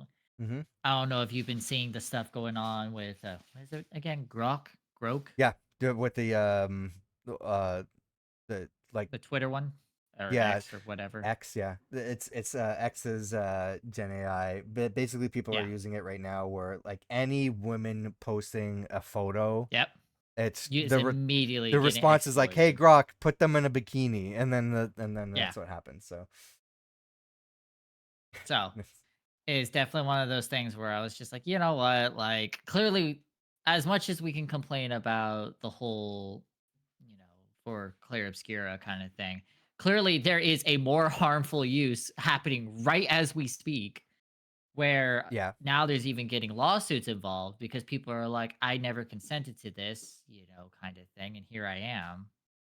Well, the harmful side on the generative AI in terms of video games and how Sandfall use it is the theft of art, first of all, and Yep. the replacement of jobs, which the second half does not apply for Sandfall because that was again, this is if this was a It's a tool, not a crutch. it was a tool in how they were using it because when you have a company like Microsoft or Embracer or Square Enix or anybody else who has made a statement saying, yeah, 90% of our use, our work, our like daily use in our development has to use AI. Like when they're setting those terms based on what their investors want, by the way. this is Mhm. this is the reason why they're doing it is because their investors want them to train their employees to replace their employees with the AI tools that the employees are training. So it's really fucked up. But Yeah. um, when you have those companies forcing employees to use it, yeah, you're justifiably should be angry at those companies, and you should be talking to your representatives on how to fight that um in a legislative capacity. But when it comes to Sandfall saying like, "Hey, this tool exists. We don't have a stance. If you want to use it, go ahead." Like, I feel like that's a very different take, and going Yeah. like, "Oh, I have a hard stance on this," is like, I feel like I feel like that's just the wrong place to direct that anger. And another thing too about it is they're a smaller indie company and things of that nature, and it's not like they hired people who were using it to get the job. They got the job from their own skill and talent and such, and they said, "Hey, this is a tool. If you would like to use it, cool. If not, whatever." And they Mhm. probably would have sat someone down if they said, "Hey, at what point now during these, let's say, like 2 months that you've worked on this project, when have you not used it?" And at some point, it's like clearly you're not actually, the skilled labor here. You're using AI to do it all for you. I Yeah, the only problem is that, like, you're putting way too much faith into the um like Higher ups, people yeah. running, yeah, the higher ups and everything. I don't think they're gonna ever say that, but But um at the level that they're yeah, doing it at is what I mean. Cause like they're small enough where they can clearly get have this bit more of a one-on-one kind of conversation or more personally able to work with it. While a yeah, place like Microsoft, I mean, people were stealing art for a couple of games, and no one had any yeah. idea until they revealed the game to the public, and everyone went, "Hey!" like, so Was that there's a something difference. at was that a game at Microsoft? Because I know that Bungie had that Was controversy. it Bungie? Yeah, I Bungie, and they're under PlayStation. Yeah. It was, like, an artist that she even called him out on it. It was straight up Yeah, just like, "Hey, yeah, like, that's my art." So, like, at that point, you're a bigger company, you don't have the ability to do this one-on-one, or you don't have the amount of overlookers to take care of it. That's where you should probably have a much more harder stand with your employees. but they're not going to though, because they again Money. they well, in terms of like just straight up stealing the art. Sure, because guess what? There's precedent on on like art theft and like stealing art and copyright infringement and stuff like that. There isn't that for AI right now, which is Yeah. essentially doing the same thing, but it's, manipulating it enough where it's not 100% clear in that same category, right? So, and their investors are like, we don't care if you're stealing work. We're not going to get in trouble. It's not illegal. Use this because we want you to replace workers, so Yep. that way we can get bigger profits. That's the issue. Now, if something comes out behind the scenes, like if there's a reporter saying like, "Hey, no, actually this situation at Sandfall is different and they want us to use this AI and we're being forced to use it." If that story comes out, I will change my tune. Um, Yeah. but I don't think that's the case for this small indie team. Um, but I mean, we'll see. But at this point, yeah, now we're this is taking over the conversation where if people are like, "Oh, you use generative AI in any capacity, I'm boycotting your game." Yeah. That's a lot of games to boycott. And they're going to need to make That's a a good majority. they're going to need to make a clear statement saying like, "Hey, this is how we're using it. This is our stance on it. This is what our employees can and cannot do." And then I think as an industry as a whole, there needs to be some sort of like ESRB like setup where, Accountability. yeah, saying like, "Hey, this is what is okay, this is what is not okay." I think that that's going to come down to union efforts, just like the Yeah. actors and screenwriters and everything have set up with their unions for AI protection, which isn't entirely working right now. But I think Do you Sorry, you can finish your thought. no, I think I think that's where the effort should go. I was just thinking, you actually made me think about this. Should there be a new ESRB like standard rating where they have to For generative prove, AI, like the yeah, disclaimer, for a gaming, hundred yeah. percent Yeah, I was thinking about that. I 100%. was like, should it be tiered though, like the age ratings, where it's like you can have the minimal, like rating Sure. up to, the nickname, I guess I'll call it, However, is the AI slop level. it should be like ingredients or like health information on food. Like Ooh, it yeah, should be detailed like that. Like, hey, this is how it's being used, or this is what's being used, or this is 100% Gen AI free. Like, it should be detailed so that way yeah. consumers purchasing the product can make an informed decision on what they're buying. Yeah, and I Mhm. feel like if we did something like that, at least then for those who have this hard stance Yeah, could put their faith into something, and we have less of this issue, this weird overlap where everyone praises this game and all these things, and then one person goes, "Well, we used it at one point," and immediately pitchforks yeah, are out. I think that's and hopefully there's efforts to do that, and then we can pivot to that. Um, there was I think there's follow up. So I think Jason Schreier broke this. Um, was it in regards to this? Might it be in regards to the Baldur's Gate devs, Larian? Can't remember because it's been a while. So let me just look that up here. So Larian Jason Studios, Schreier, yeah. yeah, Jason Schreier stated on Blue Sky, if I had known the two paragraphs about Gen AI in my article today would be so controversial, I would have expanded them a bit. Here's a rough transcript of the relevant portion of my interview with Swen Vinky, who I think is from Larian. Um, yeah, so speaking of, so Larian's kind of like in the same situation right now. Speaking of efficiency, you've spoken a little bit about generative AI, and I know that's been a point of discussion on the team too. Do you feel like it can speed up production? Uh, Sven, I don't know. Let's say his name. Uh, he says, in terms of generation, like white boxing, yes, there's things, but I'm not 100% sure if you're actually seeing speed ups that much. You're trying more stuff, having tried stuff out. I don't actually think it accelerates things because there's a lot of hype out there. I haven't really seen, oh, this is really going to replace things. I haven't seen that.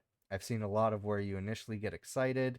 Oh, this could be cool. And then you say, in the end, it doesn't really do the thing. Everything is human actors. We are writing everything ourselves.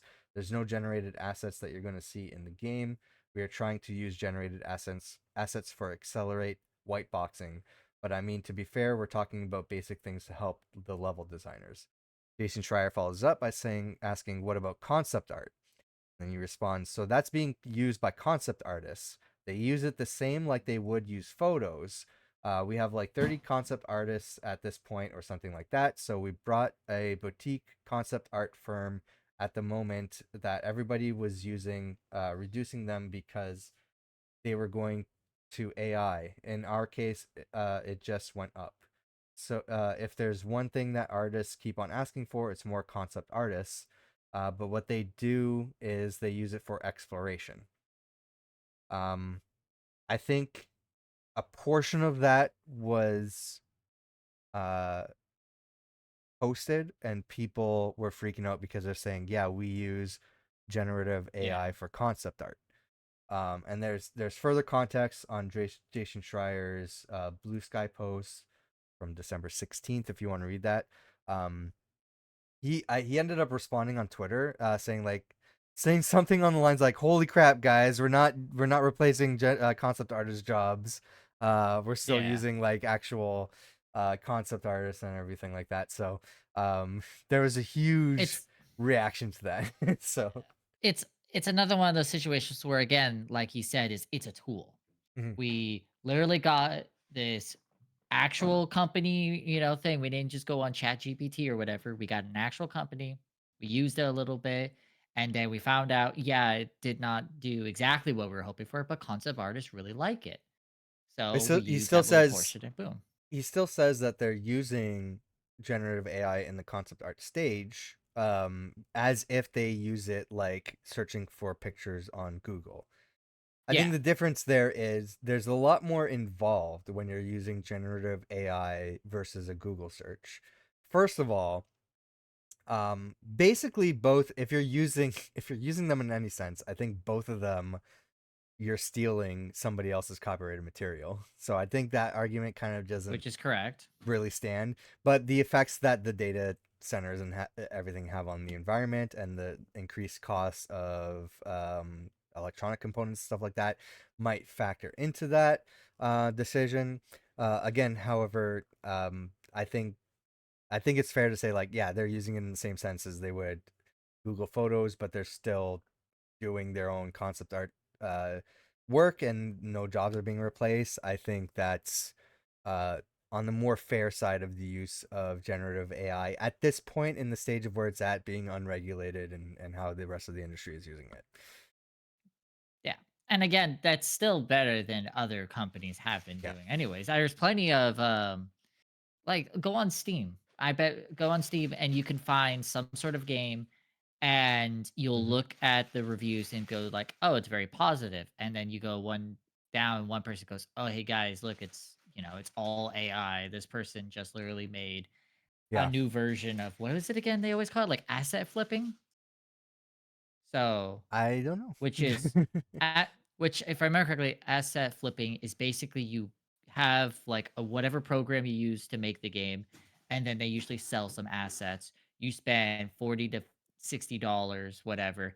You buy all the assets, you throw them in together. You did none of the work. You export it out. You sell it for $5 a pop, Mm, and yeah. then you make a bunch of money off of that. Reuse those assets while buying more to then make like sequels or spin-offs or whatever. So like you're selling the same product with a different skin.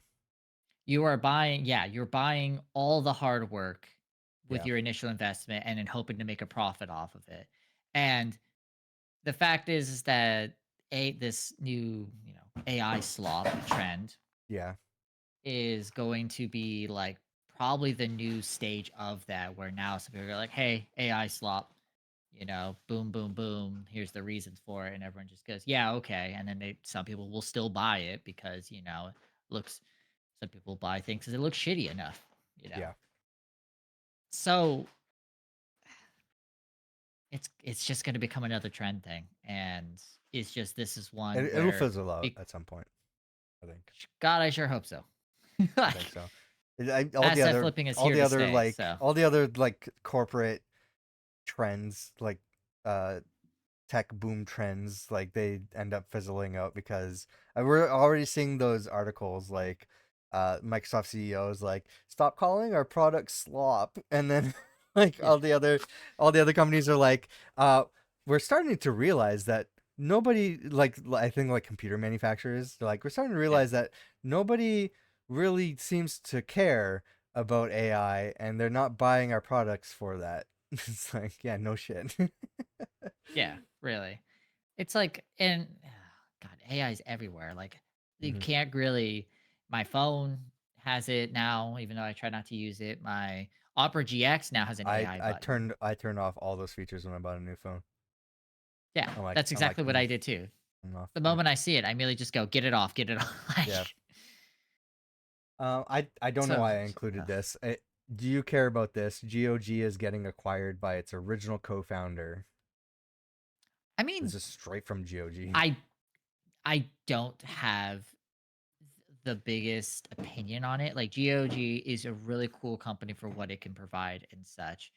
And as you can see too, it says down below, they still have a really good relationship with CD Project Mhm. Red, which are really cool things. And they provide, I think Gabe Newell did a speech, not speech, but like a video recently about the piracy and how it's different for gamers and why companies keep looking at piracy at this completely different angle. I think that was like a resurfaced interview, because I think I saw that too on like Threads or something. Yeah.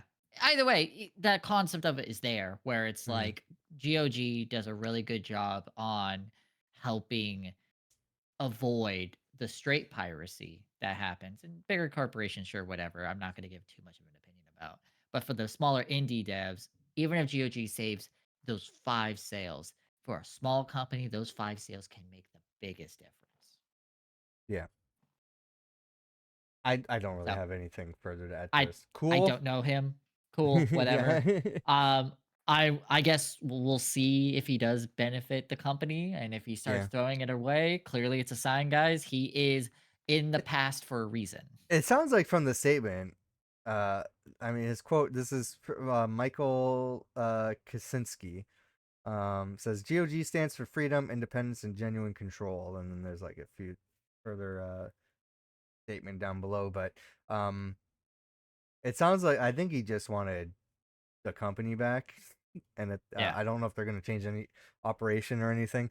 Um, so I don't know. It does. I thought it was cool news. It doesn't really Yeah. impact me. I go Welcome to to the team, GOG. Commander. I go to GOG to like claim some free games sometimes.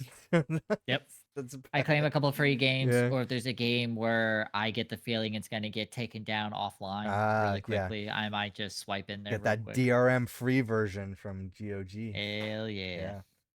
Yeah. All right, so we got some video game unionizing news, which is always fun to talk about, and we That makes you mentioned it feel earlier. Ubisoft I got Halifax workers form a union. This was back in December 23rd. Employees at Ubisoft Halifax have formed the first North American union at Ubisoft.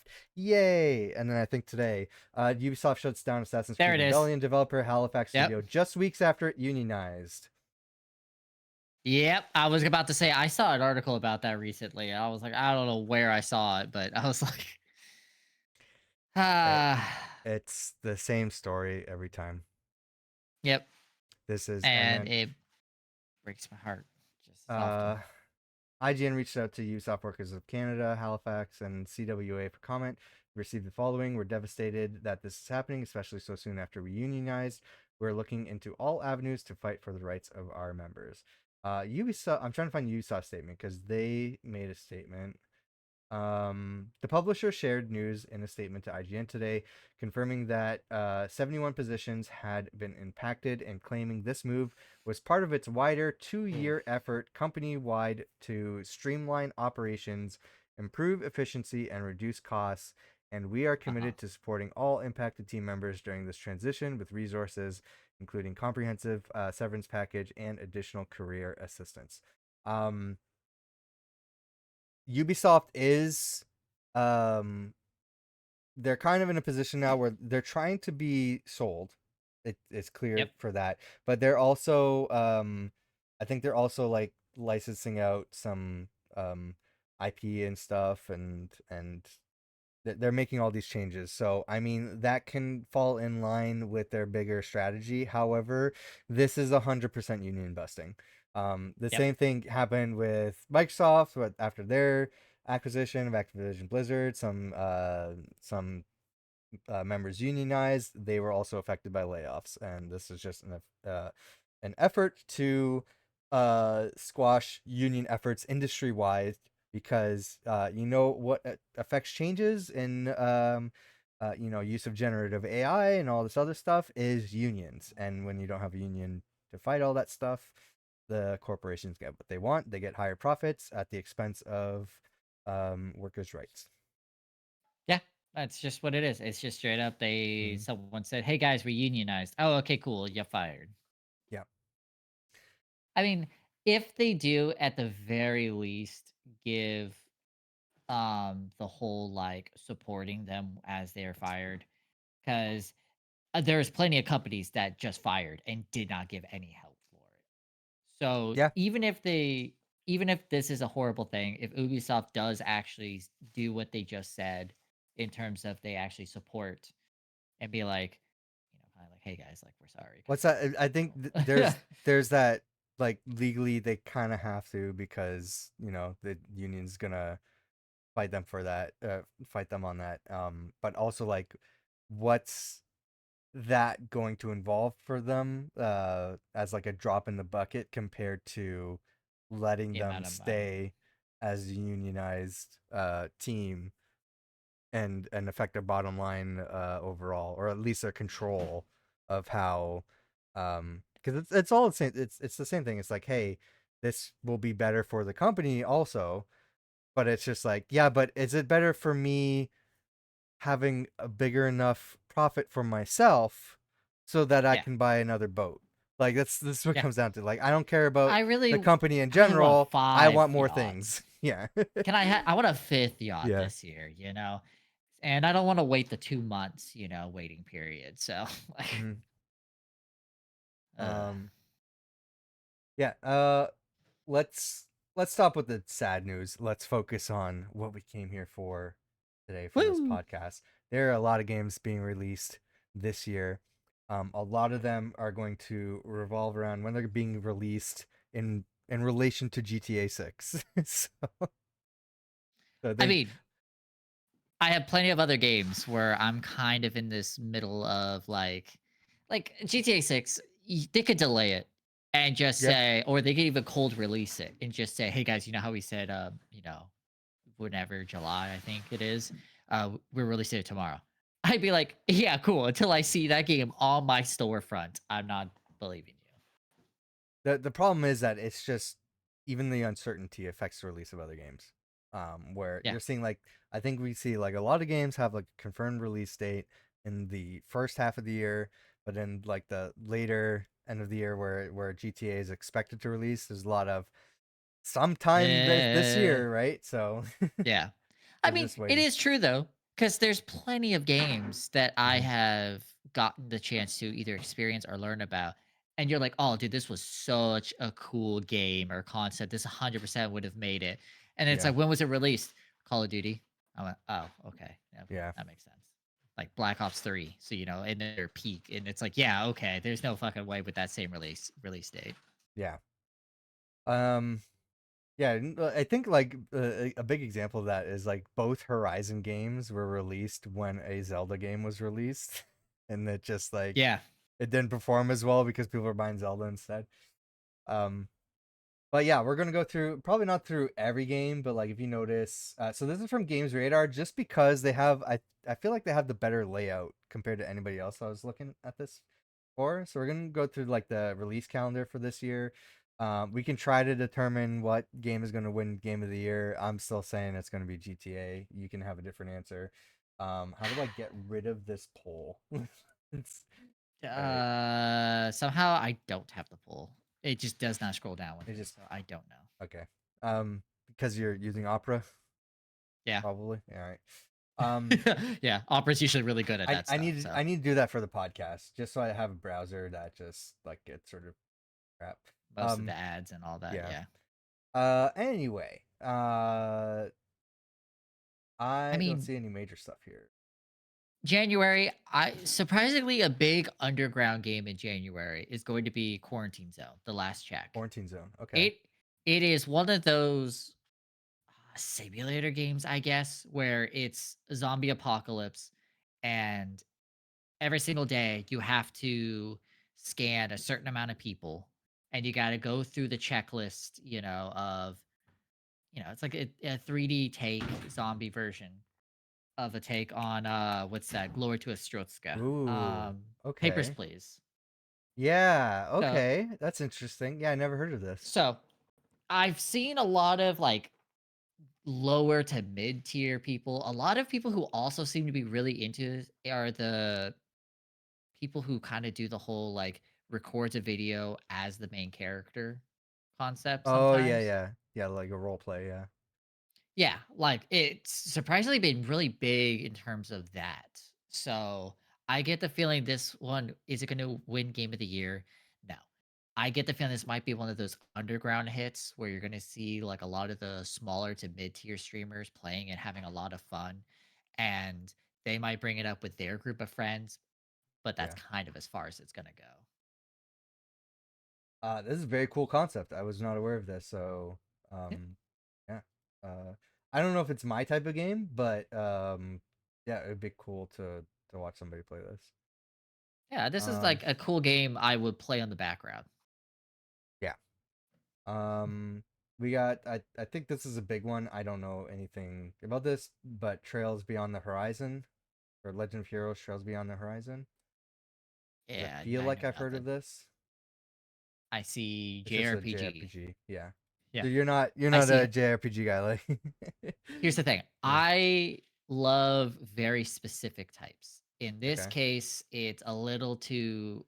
I don't want to say generic, but it's a lot more of the samey. Like it's not my kind. I'm way too picky in my JRPG That's taste. fair. I'm not a JRPG guy, so I'm not gonna have any opinion. This is like the time where it's like I like to have Court on the podcast because she's gonna have a very different range of games that she's aware of compared to me. Yeah, So it's like, oh, if I don't know Hytale. anything about this, you can yeah. Hytale also is coming out in January 13th. Okay. I don't know if you know this one. It looks like Minecraft. So this was originally made years ago about this little group, maybe not group, one person who wanted to do a twist on Minecraft, like a what if scenario. Because at the Okay. time, it was still, I think it's old enough to where Notch was still like owner of the company. Oh, that's very And old. I think it's around that time, give or take. I could be wrong on the timing, but eventually they got worked on it, and Okay. Hypixel got all of this information and all these things right, and was releasing. Minecraft then bought it because they didn't want the competition, and they said originally, yeah, we were just it's gonna become like a Minecraft spinoff kind of thing, side game, and then immediately got dropped off the face of the earth. No updates, no nothing. And then all of a sudden, I think literally I heard about it this month, last month, straight up it was like, "Hey guys, guess who got the game rights back? And also it's coming out next month." Like, and it's been like Wow, 5 years or something, and everyone's like, "What it's the you crazy. know, some people are already saying it's clearly, "Oh, it's a Minecraft clone." It's like that's kind of the point. It Yeah, was they don't know the history. yeah, Yeah. it was a game made by a really passionate mod person, Yeah. a modder who was like, I really want to do my own take from scratch. Like, I love it. I understand it's going to look similar, but this is what I've always wanted out of Are there any circles or round edges in this game? Minecraft. Probably not. Okay. I mean, I saw someone make a circle.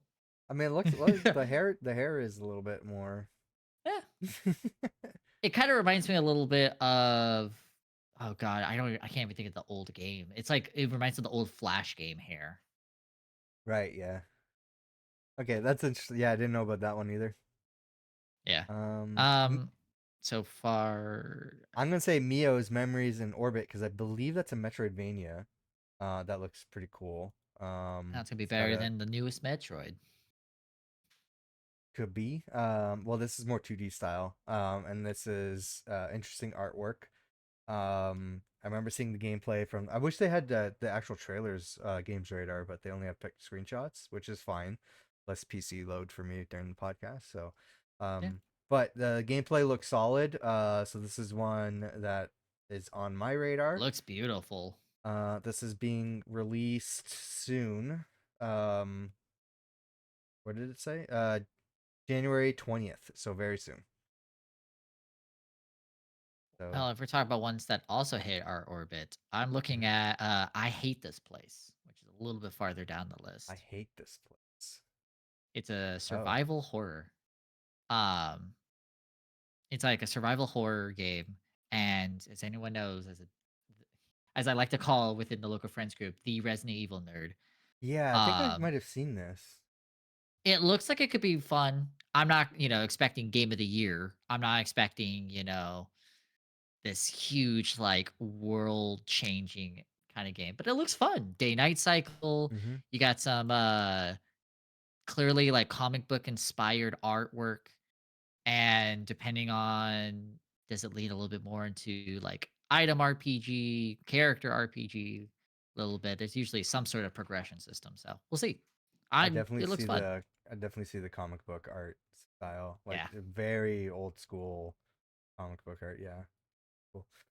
Um, yeah. What else we got? I'm gonna scroll up a bit to see. Oh yeah, High Guard. This was the last game showcased at the Game Awards. This is Oh, basically that's the hero shooter. this is this is basically another Overwatch, and even to the like straight to the name too. High Guard Overwatch. Oh It's god, I didn't even think about that. so I this is remember basically ah if you want It's another just Overwatch game. what else has Wildlight done? I'm kind of scared this is their like I one think this is and their debut soon to be game. I think only. this is their first game. Ah, like Which is it's uh bold and risky to go for an online live service hero shooter in oh, from the 20 in creators of 2026. Apex Legends. I think There they we were go. former Create devs. Yeah. Yeah, and Yeah. Titanfall, which Yeah, Titanfall, yeah. again breaks my heart to So see this you is what guys fall so far. I mean they know live service, right? That's what they're used to. But I'm like Yeah. I still think this is a risky move. But we'll That is see. extremely risky, especially in the day of where a lot of people are just gonna say, "What about Marvel Rivals?" kind of I thing. Like know. that is I know. that is such Also, Marvel Rivals gets hate. what happened with Concord, you Yeah. know? And just every other attempt at trying to recreate the success of the initial Overwatch, right? Which I don't think is happening anymore. But No. it's It crazy. doesn't look unique. There is some hype around this, I will say, but like I don't know how it's gonna turn out. It's Granted, gonna be the same kind of hype that Arknight's got. Like it's not a big publisher like PlayStation, right? So they might not have that same, hey, we poured millions into this project and we're not getting immediate return on investment, so we're shutting everything down. This is, I think, from a smaller studio of devs who know uh like how to make these type of games. So I don't know. We'll see how it goes, but I'm not entirely uh faithful on this personally. yeah, I'm just like, yeah, it's gonna come and go in my opinion. Now, if it proves me wrong, you know what? Good on those devs because I Mhm. loved Apex Legends. I love Titanfall. So also, I do like the name of one that I think I scrolled by. Where Is is it? it There Don't it is. Stop Don't Girly stop. Pop? Yeah, I saw Yeah, the name and I'm like, what is this? don't stop, girly pop. That sounds like the Action kind shoot of. 'em up. Here we go. That was a first person. Okay. First person shoot 'em. Oh, Oh, it's I've seen this. I've seen this. Yeah, yeah, yeah. yeah. I've seen Okay. the trailer for this. I It hurts my remember eyes. this. Does Yeah. not help though. I I have think my it's saturation on maxed, so this hurts. I think it's inspired by yeah, it's like early 2000s tech cuz Yeah. you got Oh, Tamagotchis, flip phones. the faster you go, the more damage you deal, and the more you Yeah. heal. So there you go. Okay. So it's all about those like speed rounds kind of thing. Okay. This could be a fun hidden gem. I don't know, Oh, but it's very I pink. the design alone could possibly Yeah. get me. Yeah, yeah. Um that it's you know what? Interesting. I don't know Yeah. if it's one I'll be on the lookout for, but it's uh I'm interested to see how it goes. So January 29th for that game. Um I think this is I pronounced mean, Cairn. I can't remember. I've seen we the have trailer. talked about this game 5 times. I was gonna say, like, it was like a couple years ago. It was in like every video game showcase. They promoted the hell out of this game, and I I thought it was was with you. already released. Yeah, you were there I with was me. I was losing it because we Yeah, kept seeing the same fucking trailer. I'll be like, "All right, what's next? I'm excited," and then we see that, and I'm really just like 3 seconds in, and you just hear me go, "Fuck!" Like, this is a climbing simulator. You climb up a mountain. I mean, the inventory system's kind of cool. I like the Yeah, idea of like that, but outside of that, I'm just like, cool. I mean, I'll just play Peak or something. yeah. I mean, this looks very different to Peak, but Yeah, but yeah, I mean, like, if I had to pick a climbing game kind of thing, I yeah. don't see myself going for this first person, more like simulation I'm worried it where, has like, quap controls for like the arm's leg because that's what it kind of looked like when they're it showing off has the this weird gameplay. path system though Yeah, too, where it's like it tells you where you need to go. Or yeah. it's like it's a trial and error thing possibly, where it's like it looks like you come up, yeah, you completely failed. Oh, you go to the red, you didn't quite fail, but you could see like it wasn't Hmm. going anywhere. So if it's like that, it might turn into more like puzzle game like. Yeah. I don't have any interest in this game. I just hope Nope. that heavy promotion 2 years ago or whatever it was pays off in the final release because I thought this game was already out by the amount of times I've seen the trailer for this game. So Yeah. Uh, I was tired by the third one, and then I saw it 4 more times. is this the Vampire's Blood Rising? Is this from the same? Oh no, no, I thought this was a different game. Oh, Never mind. life simulation. License. I thought So this it's was a a different survive. game. That's why I clicked Oh, on it. this UI is okay. It is it a mobile game? It No, it's PC. it's a survival life simulation adventure. Okay, it looks PS2 graphics. It also just has like you saw my reaction to the UI. Yeah, It looks MMO. it does. Yeah, There's level 2, alchemy raised to 10, then there's like, oh, you want to make a mortar crafting station like it if could this just isn't be it could just be a regular RPG oh god, they and need to not an work on MMO. this then. Um, Yeah, I don't know. open world. I don't think this co-op Oh, multiplayer. okay. Co-op So multiplayer. I mean, okay, at least it's something because it's screaming co-op or like MMO or something. The Yeah, UI and everything, because I know that overloading like information that MMOs like to do. this does not look good to me. No, it does not. It I looks don't. like you said, a mobile game. Yeah. What else we got? We're in February now. Woo! Um, Hey, Deus Ex remastered. That's remastered. kind of cool. I love Not Deus Ex. not really because the feedback I've seen from after this trailer was released was, wow, this does not look good. And apparently It there's also yeah, never mind. I read the title or something, but yeah, this looks. I thought it was gonna. I apparently love there's a remake. better mod that remasters the original game on GOG that people prefer, and this is looks worse to that. So I saw the trailer. I'm like, oh, cool. I've never played through these games. A remaster would be a nice place to start. Little did I know, I was wrong. Yeah. Now, little did you know, you should have just bought it 20 years ago. I Like, have it because it's free. I got it for yeah, there free. you go. I think I did So too. yeah, And what's funny is I don't even know. Like, I understand like the big like importance of the game, but I'm yeah. still laughing at what was the newest one? Deus Ex Machina? Is it? I don't know, Mankind Divided or something like that.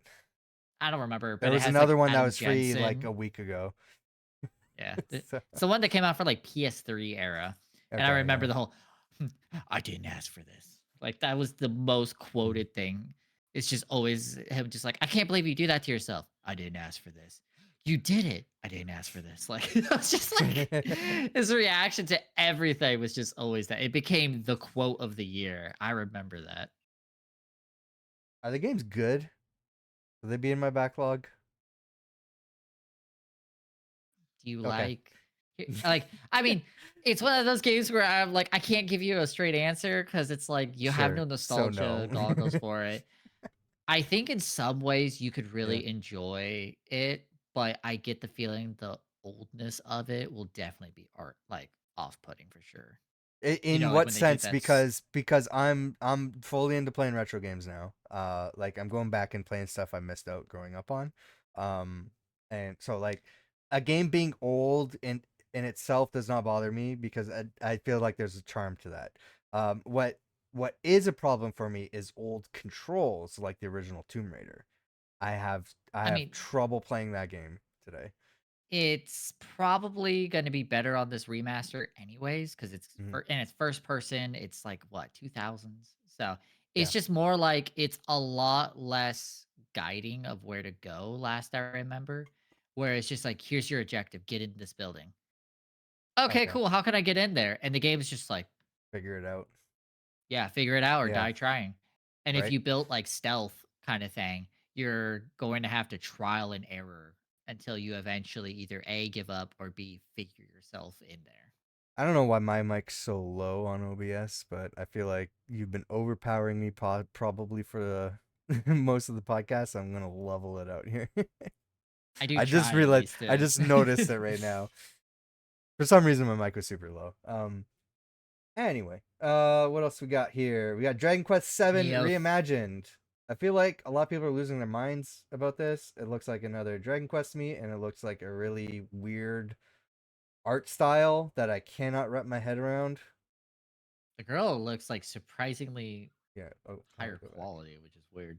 The Well, one they all got the way in like the back. giant heads, and it's It's like just clay like, dolls. yeah, It it looks like looks super weird you to know what it me. is? It looks like an old Christian animated video. That's I exactly don't what know it if I've is. seen that. I've seen like Okay.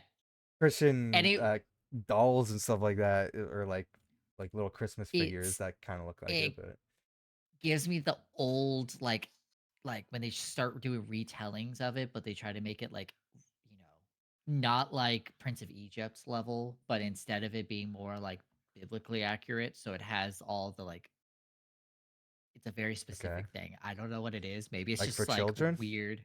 Yeah, like the Okay. children's like retelling of the stories, like Abel and Cain and all that. They used a very specific art style that is very clay-like. That reminds me of Got that. it.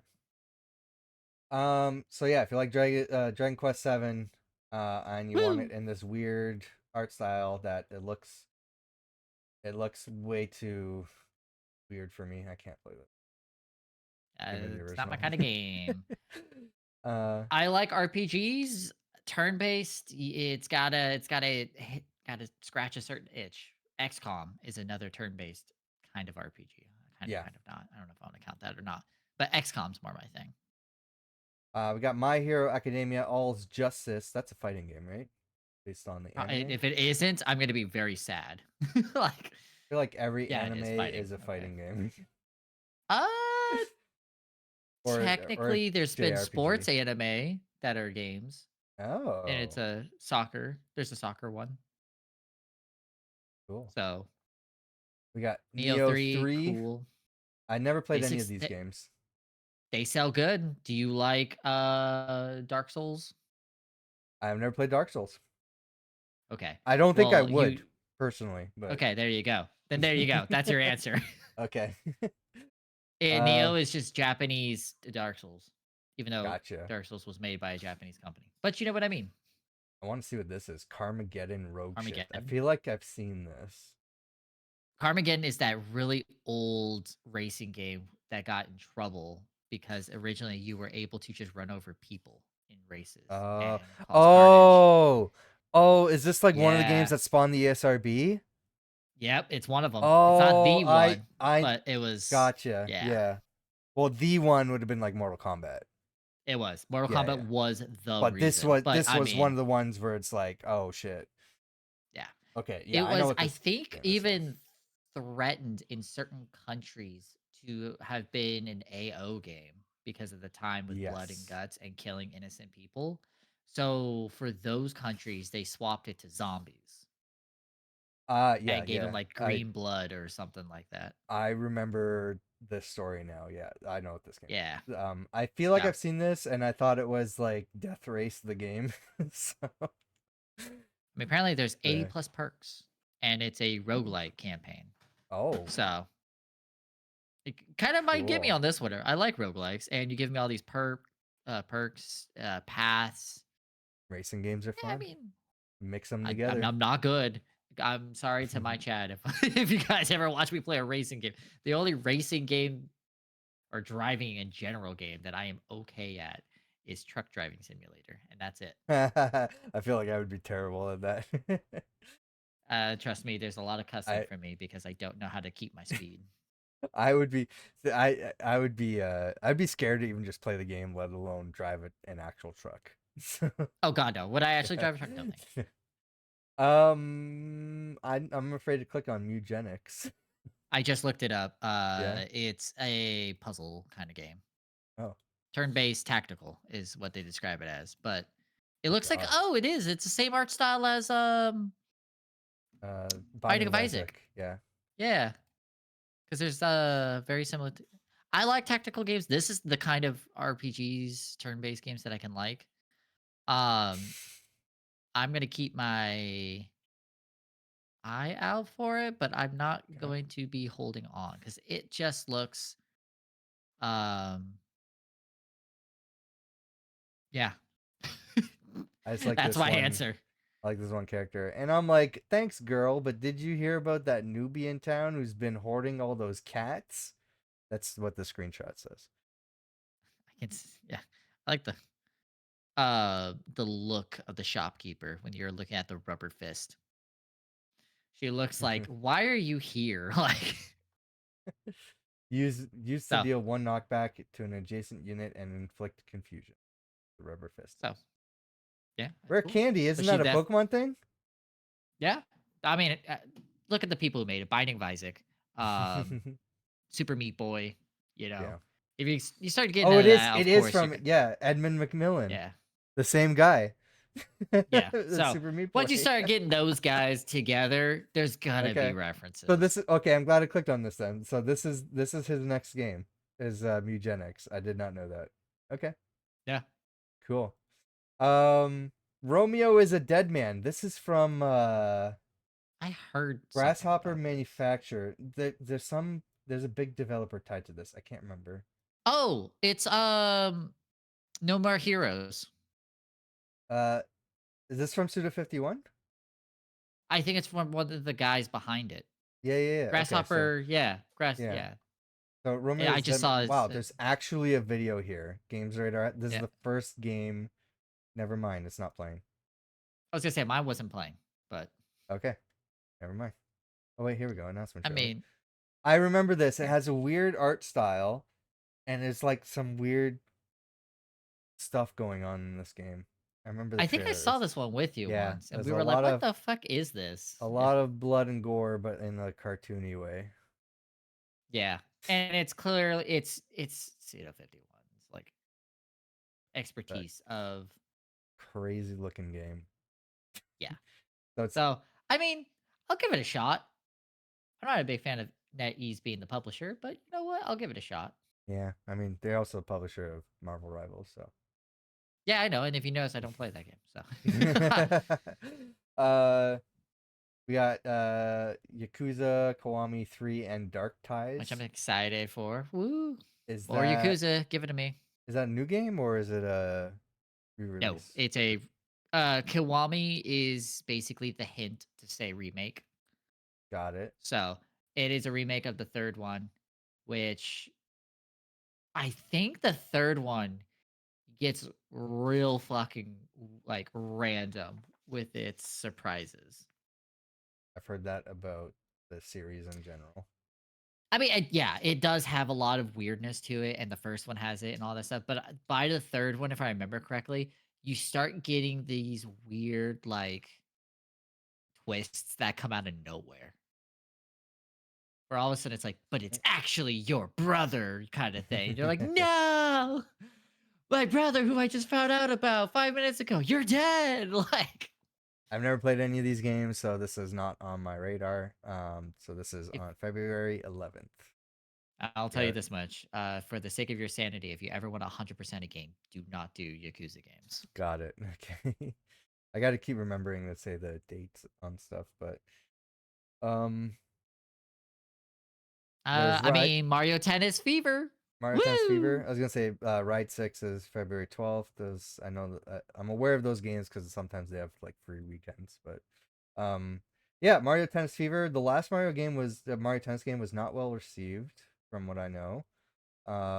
This looks like a Mario Kart Smash Bros type of tennis game where I think there's like so many different characters um Yeah, and different game modes and stuff. So I'm not a big Mario Tennis guy, but that was it could my be fun. game as 5 years Yeah. old on the Nintendo 64. I played so much of that game. I like that the flower is the announcer, the flower from Mario Wonder. Yeah, Yeah.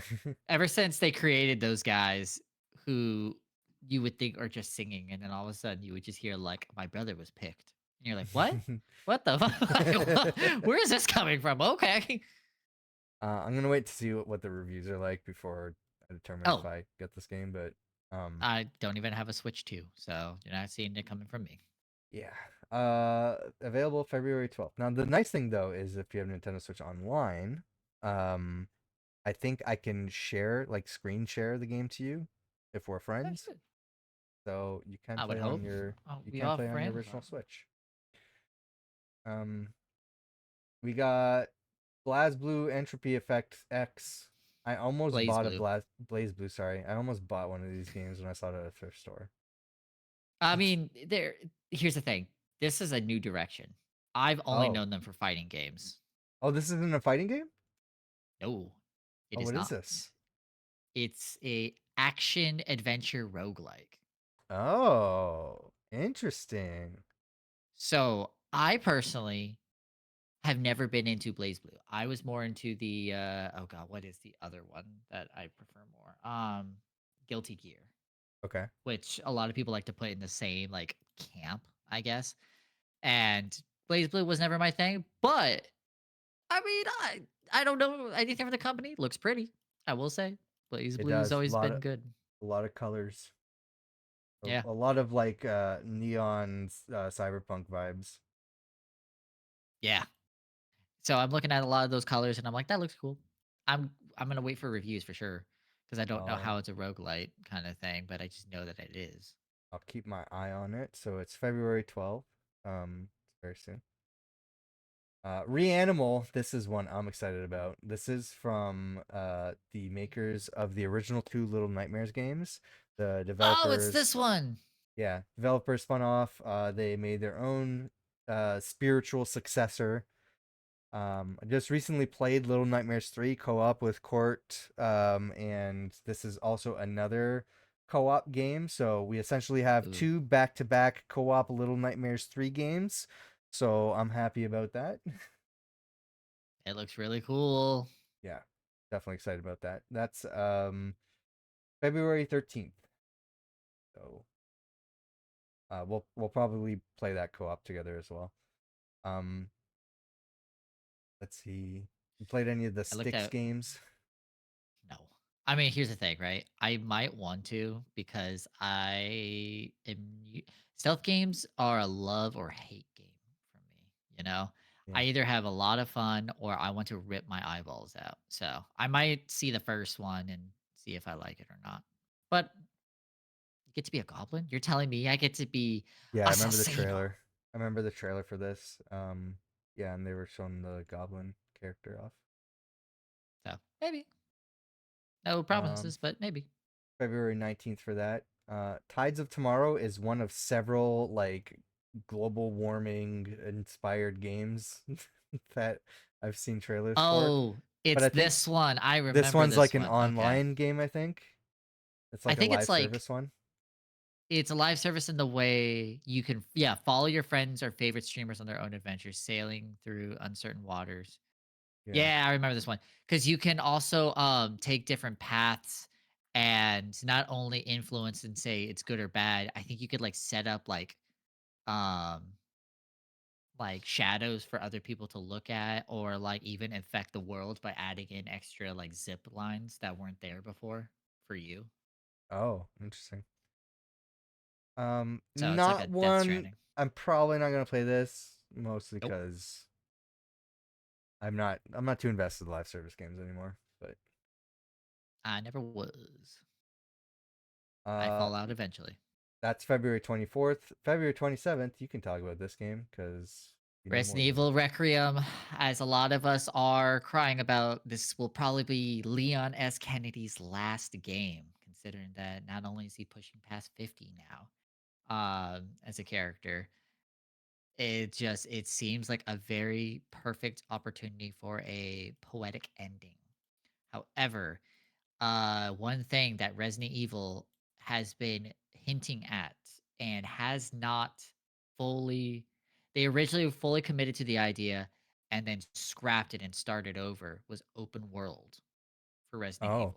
okay. How they said, yeah, we considered it, but we backed up and we were like, it's just not working out, which a lot of people heard when they were working on originally, did not go very well.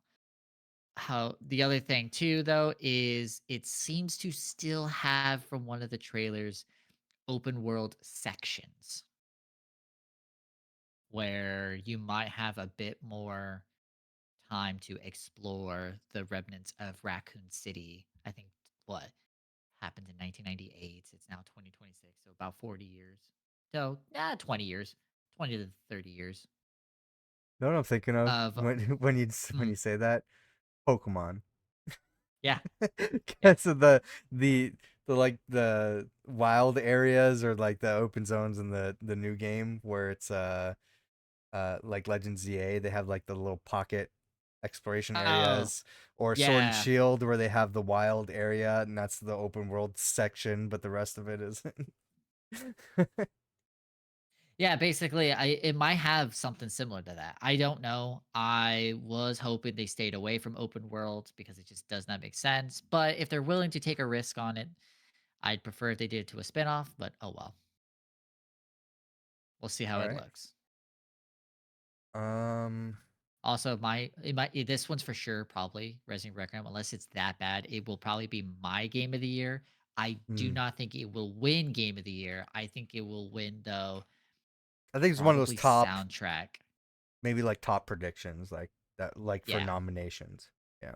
I think it might the only one I think it could win is going to be, sound. Either music Mm. or sound production. I know Slay the Spire is supposed to be really good. The sequel's Love coming out it. in March. No specific It's my date, I favorite guess. game to play while I play Dungeons& and Dragons because I need something to Mm. keep my brain because I have a inability to pay attention apparently. Okay. So, I'm excited. It's great. I put, like, 40 hours into it this year Cool. or last year, whatever.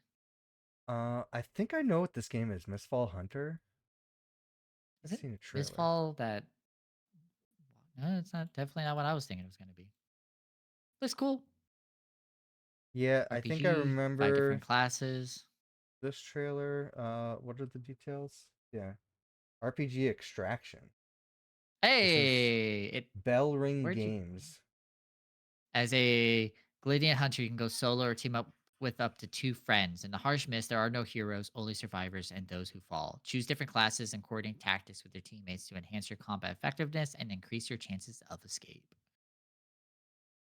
All right, that's in March. Cool. So, it looks like it's not a PvPvE, though, so that's cool at least. I Um, think Nevergrave is a Metroidvania. If I remember, it is a it looks Metroidvania. cute. Man, I've seen so many of these. There's I so mean, the many. I'm art like, that looks style cool, but it's like it's just like yeah. they're all the same. But I'm like, but it looks cool. Yeah. Yeah, I mean, compared to the ones I've seen, yeah, this one isn't quite sticking out to me. yeah. It's But I definitely mean, not. who I knows? mean, it's got a cartoony effect, but it's. I don't think it stands out amongst the other art It styles doesn't. for the Yeah. Metroidvania. Yeah, but you're a little witch. 'Cause- I mean, that's cool. I like being a witch, that's for sure. Yeah. This is front side March 5th. 180. Pocket Pairs publishing this.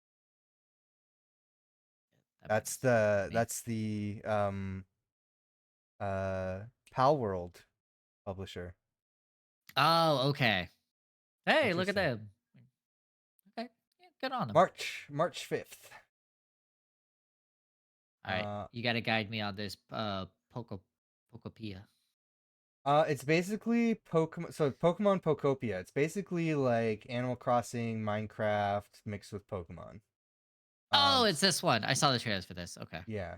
Basically a Ditto that mimics a picture of a little girl that the Ditto found, and you're collecting Pokemon to like rebuild this town. Okay, cool. Well, I Cozy wish game. it amazing luck. Not for me. The controversial thing about this one is it's the first Nintendo published game that is being released on a game key card rather than the game being released on the cartridge itself. So not a lot of people are liking that. Nope. That's March 5th. Ooh, we totally missed this one. Mm. Coffee Talk Tokyo. I don't know much about Coffee Talk other than I tried a demo for the original game, and I know the creator for the original game passed away. Um, Yeah. but I don't So know anything else about it. it's one of those like I don't want to say I guess they describe themselves as it, so I get to say it. It's a visual novel, Yep.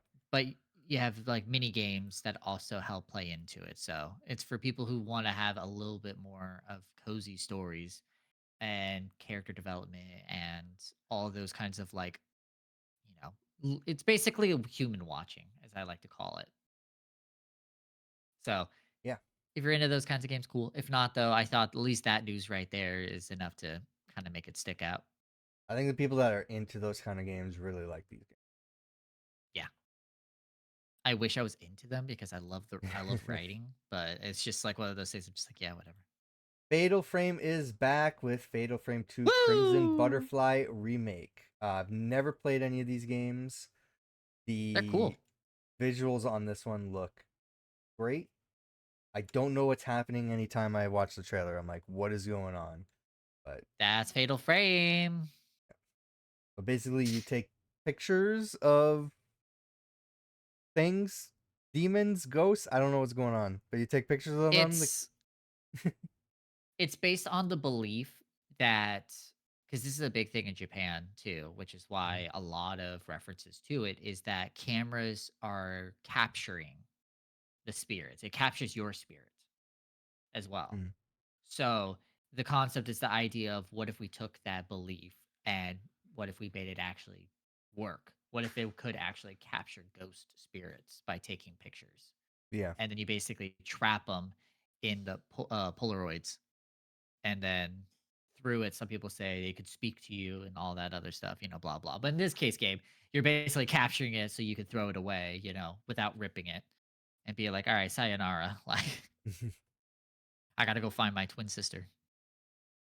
That is on March 12th. Woo. March is kind of a like February, I think March this is area seems. I think March is gonna be like the big release, and then we're not gonna get um like the stuff that's like later in the year is gonna be like, Yeah, where is that gonna be released? We got Monster Hunter Stories 3, Twisted Reflection. cool. I respect Never it. never played any of the Monster Hunter games. They look like my kind of Same. games, but I've never jumped in and played. I don't see myself ever playing those kinds of games for fun. So now, if I got sponsored, kidding. Um, I Got am looking at this mouse here, you're looking but at the I mean, if you mouse? want to, well, yeah, but if you want to look Yeah. at Crimson Desert, I don't know anything about it, so I didn't have an Uh opinion. it's from Pearl Abyss. That's the makers of Black Desert, right? So, is it weird that I was thinking that was it too? I was like, ah, man, the game even like sounds and looks Black Desert. So I was like, Yeah, maybe I'm crazy. And I think it's gonna be a similar type of game. yeah, I've just but seen trailers for this. I don't know that much about it.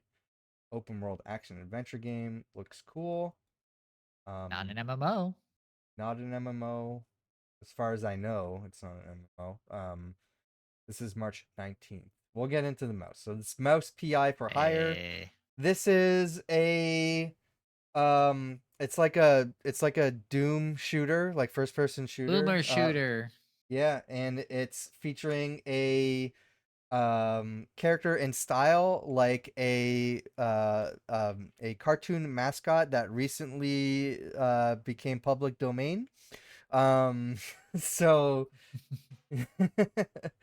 so you got that really old school black and white cartoon look to it, but in a um first person boomer shooter, which is a interesting take on this I mean, character. I think it looks great. Like, Yeah. I always love the details that you could really explore with these old cartoons. Cuphead did a fantastic job with that. Mm-hmm. You look at it and you're like, yeah, it's old cartoons. And then you see what they do with it. And it's like all this extra crazy detail.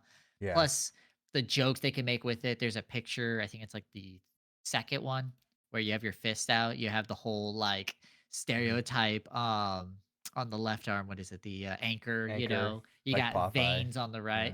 Yeah. Yeah, like Popeye or the whole like stereotype when you're any kind of Navy person, you have to Mm, have an anchor. You got to yeah. kiss it. That's what being tough was Alec, back in the day. You were a sailor. yeah. You were a sailor and probably gay, as the whole stereotype became. So yeah, So that's yeah, what I'm keeping my eye on. that is on March 19th. We got Dynasty Warriors 3 Complete Edition Remastered. Never played any of the games from this franchise. Always Um, loved the genre, never got around to actually playing them. I've never played too many hack and slash games, but they look fun. But they kind of look like, I don't know if it, maybe I'm just generalizing, but I don't know. Does it get kind of like monotonous at some point? Just doing the same thing over. Like I look at like Hyrule Legends too, and I'm like, you're just swinging the sword and just like clearing I mean, enemies. That's all you're doing. clearing enemies, but there's also things like puzzles, and sometimes it's like the whole protect the queen kind of thing, unlocking different characters and be like, oh, what's this cool ability that they might have? Yeah, And then like I think there's a little bit too of like army control as well, so telling them when to defend, when to attack, so give you a little bit of that RTS feel. gotcha. This one is on March 19th. So we're still in March. Yeah, Um, I mean nothing else for the month in my opinion. I don't know. Cthulhu, always in love to see more. Outside of the fact that it's Cthulhu, though, I know nothing about it. Developer Big I Bad don't. Wolf, publisher Nacon.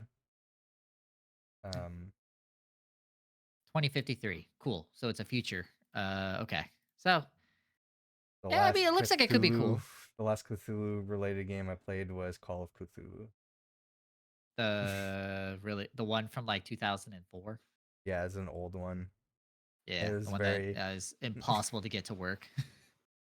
I played through the entire thing, and Oh, okay. it was very. I'm not gonna get too into it, but it was very. It was like a game I needed at that time because it was like it was a bad game, but it was like when you watch a bad movie because it's like cheesy Yeah, bad you and you're like needed it's like that. a comfort Yeah. movie. Yeah, that's what that felt like playing that game. Nice. Sometimes um, that's what you need. I think I know what this one is. Clockwork Ambrosia. Yeah, I looked Metroidvania. at it. I Yeah. You remember. Man, you have like a nose for like picking out the I write Metroidvanias. them down in my book. So like when I see the Oh, trailer, I'm like, okay. oh, that looks cool. I recall the names, and I'm like, I think this is one of the Metroidvanias I liked. Yeah. This is very I old mean, school looking. yeah, it looks Yeah, cute. Again, it's one of those where I'm like, it might be really cool, or it might be one of those where I'm like, I want to not play it. standing out too much. Yeah, I'm looking forward. Or I'm gonna keep my eye on it. So April 22nd. We're already late April. That's crazy. Yeah, There's like a big it gap jumps. between Shantytown and Clockwork Ambrosia. Damn. Isn't Pragmata. Wait, what? Oh, it's Capcom. I knew it. I was like, I know Pragmata. I'm Capcom like, yeah, Pragmata. yeah. I don't play too many Capcom games, but every time I see this game, the gameplay looks smooth. It looks really cool. Interesting Does. story, sci-fi setting. Everything just Yeah, looks no. great about this game. This one's on my list as well because I remember the moment. The fun thing is like you write things down, and Hmm. I look, and I usually go by feel. Where when I can look at a game, and if it really is something that stuck out, I can look at just the name and be like, yes, Yeah. that's screaming to Well, me. this is a game that's been long in development. It was like people thought it was like secretly canceled at one point, and then because it was supposed to be released, it had a release date, and it passed it, and there was just silence from the developer for so long, and then they're like, "Oh, by the way, no, we have a new release date, and it's coming out soon," and um, then we saw new trailers for it, and it looks fantastic. So I feel like this could be one. If this releases well, it could be one that might get Be a a Game of the contender. Year nomination. Could be. Nomination, yeah. Again, Yeah. GTA might just win from just the concept of it releasing. It's like if Half-Life 3 released, everyone would GTA. be Yeah, yeah, if Half Life released, yeah, that's another one. But I feel like GTA. Apparently, everybody feels like it has the power to revitalize the gaming industry. So when you have that sort of responsibility on your shoulders, you that have to be perfect. you have to be. Yeah. Um, we got Saros. Ag- Starring. Again, I is that who I think it is? Yep, Rahul Kohli, starring Rahul Kohli. It is. Fucking Uh, love Raul Cooley. He was great on PlayStation Funhouse. game. Developer Housemark. This game looks crazy. Um, I just know pictures. I'm like, I remember this video and I saw it and I went, "That's cool." And then it it didn't give me anything. I'm like, "No," because I try to follow the rule, no gameplay, no hype. yeah, there's a lot of cinematics, but the last trailer was I think from a PlayStation State of Play maybe. It did show gameplay, and I think this is from the same makers of Returnal, and I think it has a similar kind of gameplay style. So, Okay, well, um, I'll give it, like I said, it's a harsh, like, low excitement, you I know? think there's a big excitement for this game in the industry. Hopefully this releases well. This could be one to watch out for, and I would say maybe a possible nomination. That's just where I'm going with that. Yeah. I mean, it could be. It's one of those, like, I guess we won't until I start seeing gameplay, Yeah. it could go either way. Well, there's a gameplay trailer if you want to look it up. It looks Oh, okay. very interesting. There's like uh there was a whole like shield system that they had. Like the enemies are attacking, you pull up the shield and you're like absorbing stuff if I remember correctly. The gameplay looked crazy. So, That we makes got sense. Invincible versus. It's just a Invincible fighting game. Yep. 3v3 though, which I'm always excited to see done right.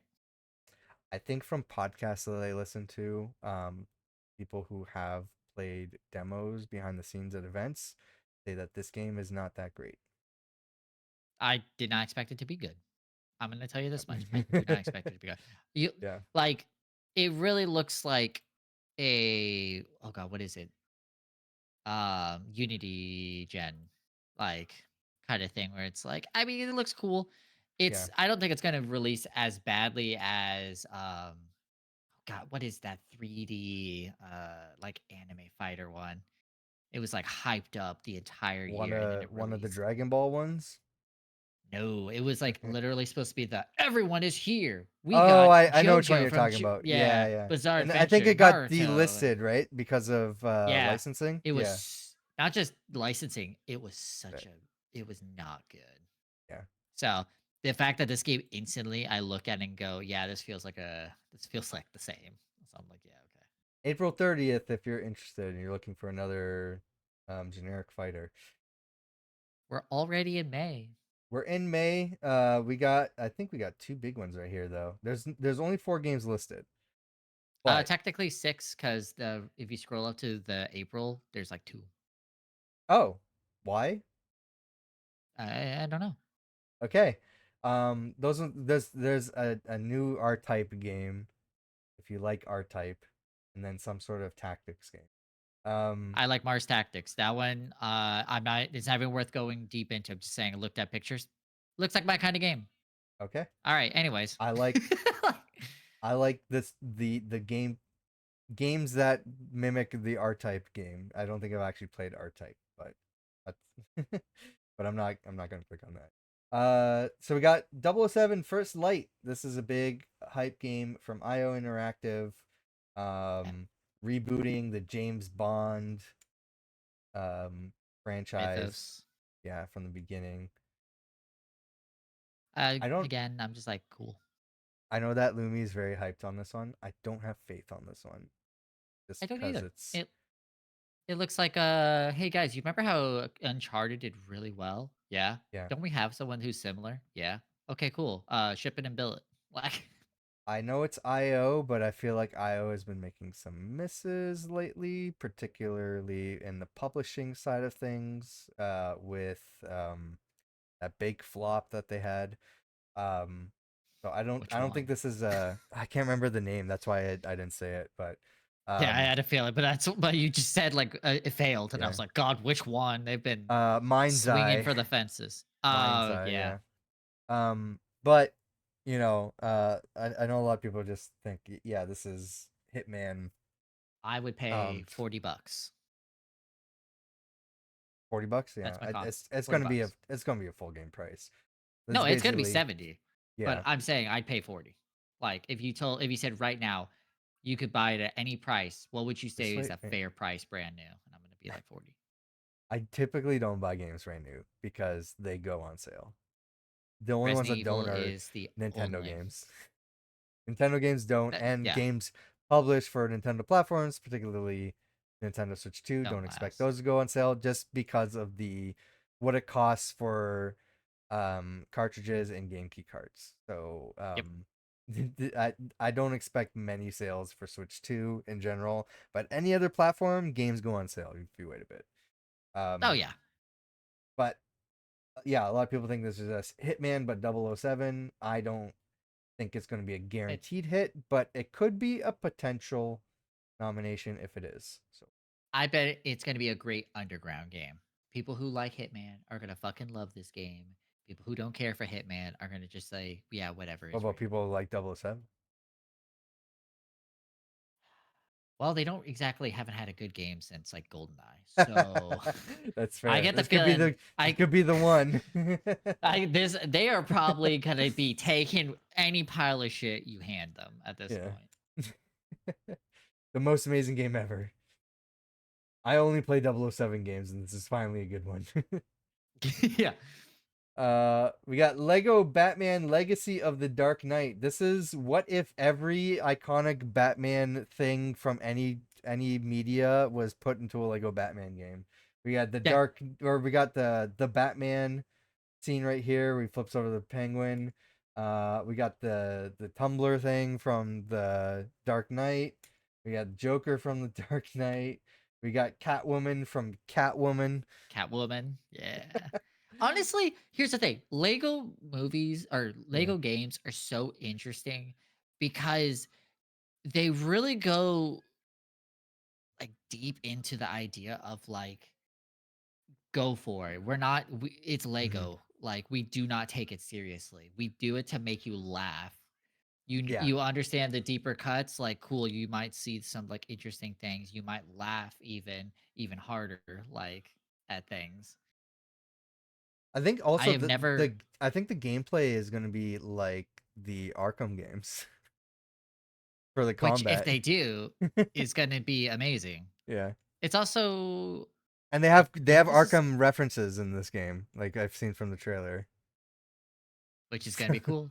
The only thing I can see that some people might not like is this might be the first Lego Batman game that's not co-op. Oh, yeah, yeah.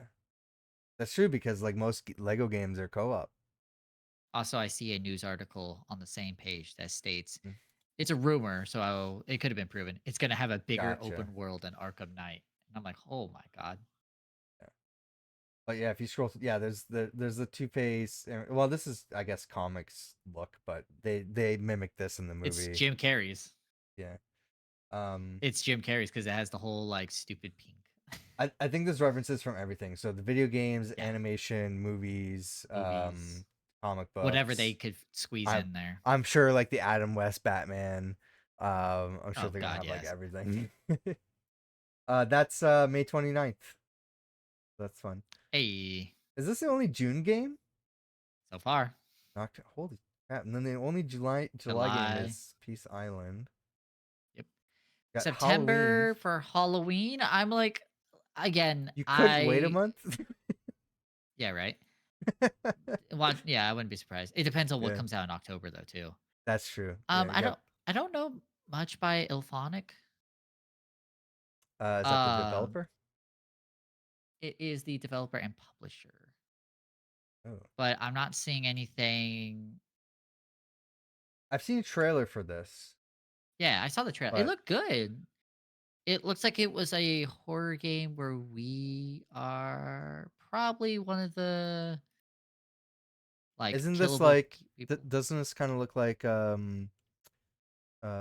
several other games that copy the style, like Dead by Daylight and what was the other one? That's also a movie franchise. Um, that was similar to Dead by Daylight. Oh, Friday the 13th. Yeah, Friday the 13th. Um, doesn't this kind of look like that? It does, but I'm looking to see we get to play as Michael, which is cool.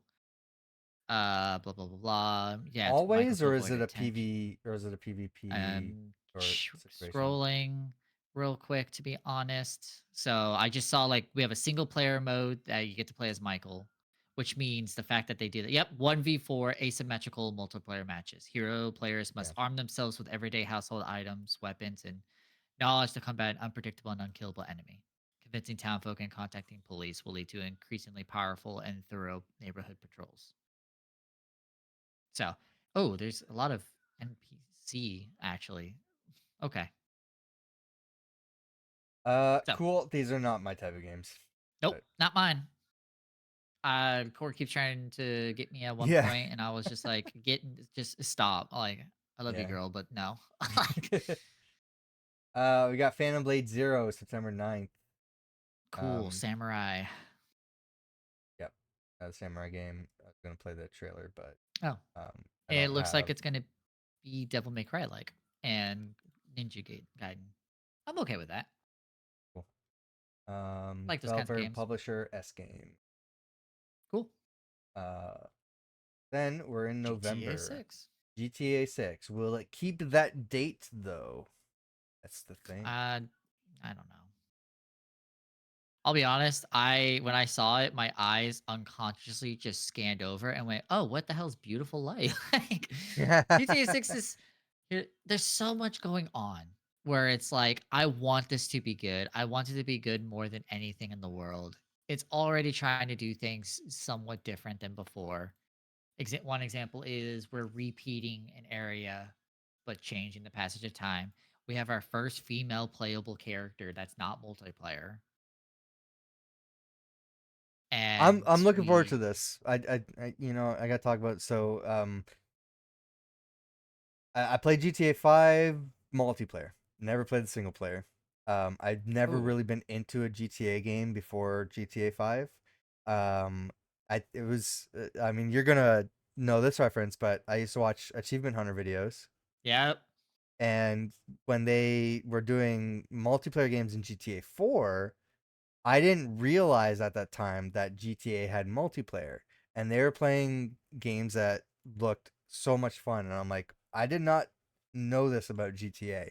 I'm just always familiar with GTA as like the Vice City, San Andreas games that never really appealed to me. But when I saw the multiplayer side of things, and that was right when GTA 5 was about to come out, I was like, I'm interested in multiplayer for GTA 5. And I've played a lot of multiplayer for GTA 5 with friends and family, um, and uh, they all said you need. They're all shocked when I never played single player. I'm like, I didn't care about that. I only played this game for the multiplayer. Um, but I don't know. This one it looks cool, and I'm kind of interested in actually playing the single player as well. Um, Uh, so I don't know. I'm scared of the PC requirements. That's what I'm scared of. Oh, it looks like it's not even releasing for PC for a bit. It's So not. I have to It's wait anyways for another yeah. year then. So Or yeah, I don't know if they have any sort of date for PC release, but yeah, it's gonna it's be gonna on be like console another first. year. Yeah. So I respect it. I'll probably watch someone's playthrough of it and then, be like, cool. And then not look at it outside of random YouTube videos that play multiplayer. And then eventually it's going to come out and I'd be like, oh, cool. I could play with, my friends hmm now and go hang out. yeah. I hope there's gambling. I had to wait like Might be. 10 years for Might them be. to add in GTA 5. Can you please add it now? And just right off the bat, Vice City. It's Florida. Like, it's Yeah, old people. That's all the they do. but yeah, also the fact that it's set in Florida and it looks like there's a lot of parodies to a lot of like real world stuff, political stuff, and it's just gonna be like a Yeah. commentary on that stuff. That appeals to me, and so I'm looking forward to that. I'm excited to go hunting some Yeah. gators. Yeah. Uh So that's GTA November 19th. You said you want to look at Beautiful Light. I already lost interest. It's PvPvP, Okay. All right, cool. and it's a distraction shooter. It's basically it's you, other people, and then some people are controlling dinosaurs during this. Oh God, what is it? What's the? I always call it Russian Fallout, and I hate myself for having to call it that. Russian Fallout. Um, Hold on. I can hear them screaming at me in Russian, and I can't think of the game.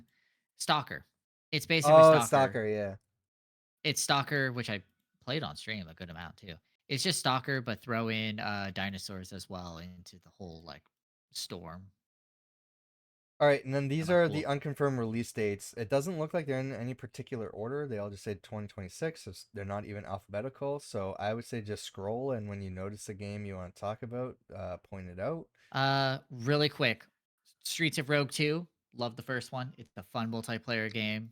And I hope the second one is just as good, if not more. And I like Tiny Build. Tiny Build publishes some good games. Yeah. So, So this, it's a top-down. mhm. Oh shoot. Okay. Yeah. The original one is much more roguelike. This one Yeah. seems to go for a more open world Yeah. kind of feel. So you basically go, you It try looks to, kind of like the old school GTA. yeah. It has that and add in a lot of goofiness, and it's still an RPG. And as you could tell, you could just do you could just do a bunch of random shit as you try to, as you can see, overthrow the government. Okay. What else we got here? Um, The Duskbloods is a yeah, it's a From Software game, but it's exclusive to Switch too, and it's a multiplayer game, I so think. again, the game lost me. Okay. I know Like, that this is it's a one of those things. It sounds cool. I know that this is a hype one. Dust Yeah, Bloods. I don't have yeah, Duskbloods, but I don't have personally any interest in it. Could be I don't know if it's good. What's weird is it's Looks like Dark exclusive to Souls. Switch too. Yeah, well, I mean Oh, it's from Soft, oh, right? Yeah, PvPvE. yeah. Online Um, multiplayer at its core. Okay, well, don't care. it could be one. I don't know. Maybe it could be in a game awards discussion. I don't imagine it'll be a game of the year game, but it could be like a multiplayer category or something. Um, what else? Outward 2. I mean, Outward it's too. nothing super quickly. First one's super cool. Second one, I hope is just even builds more upon than the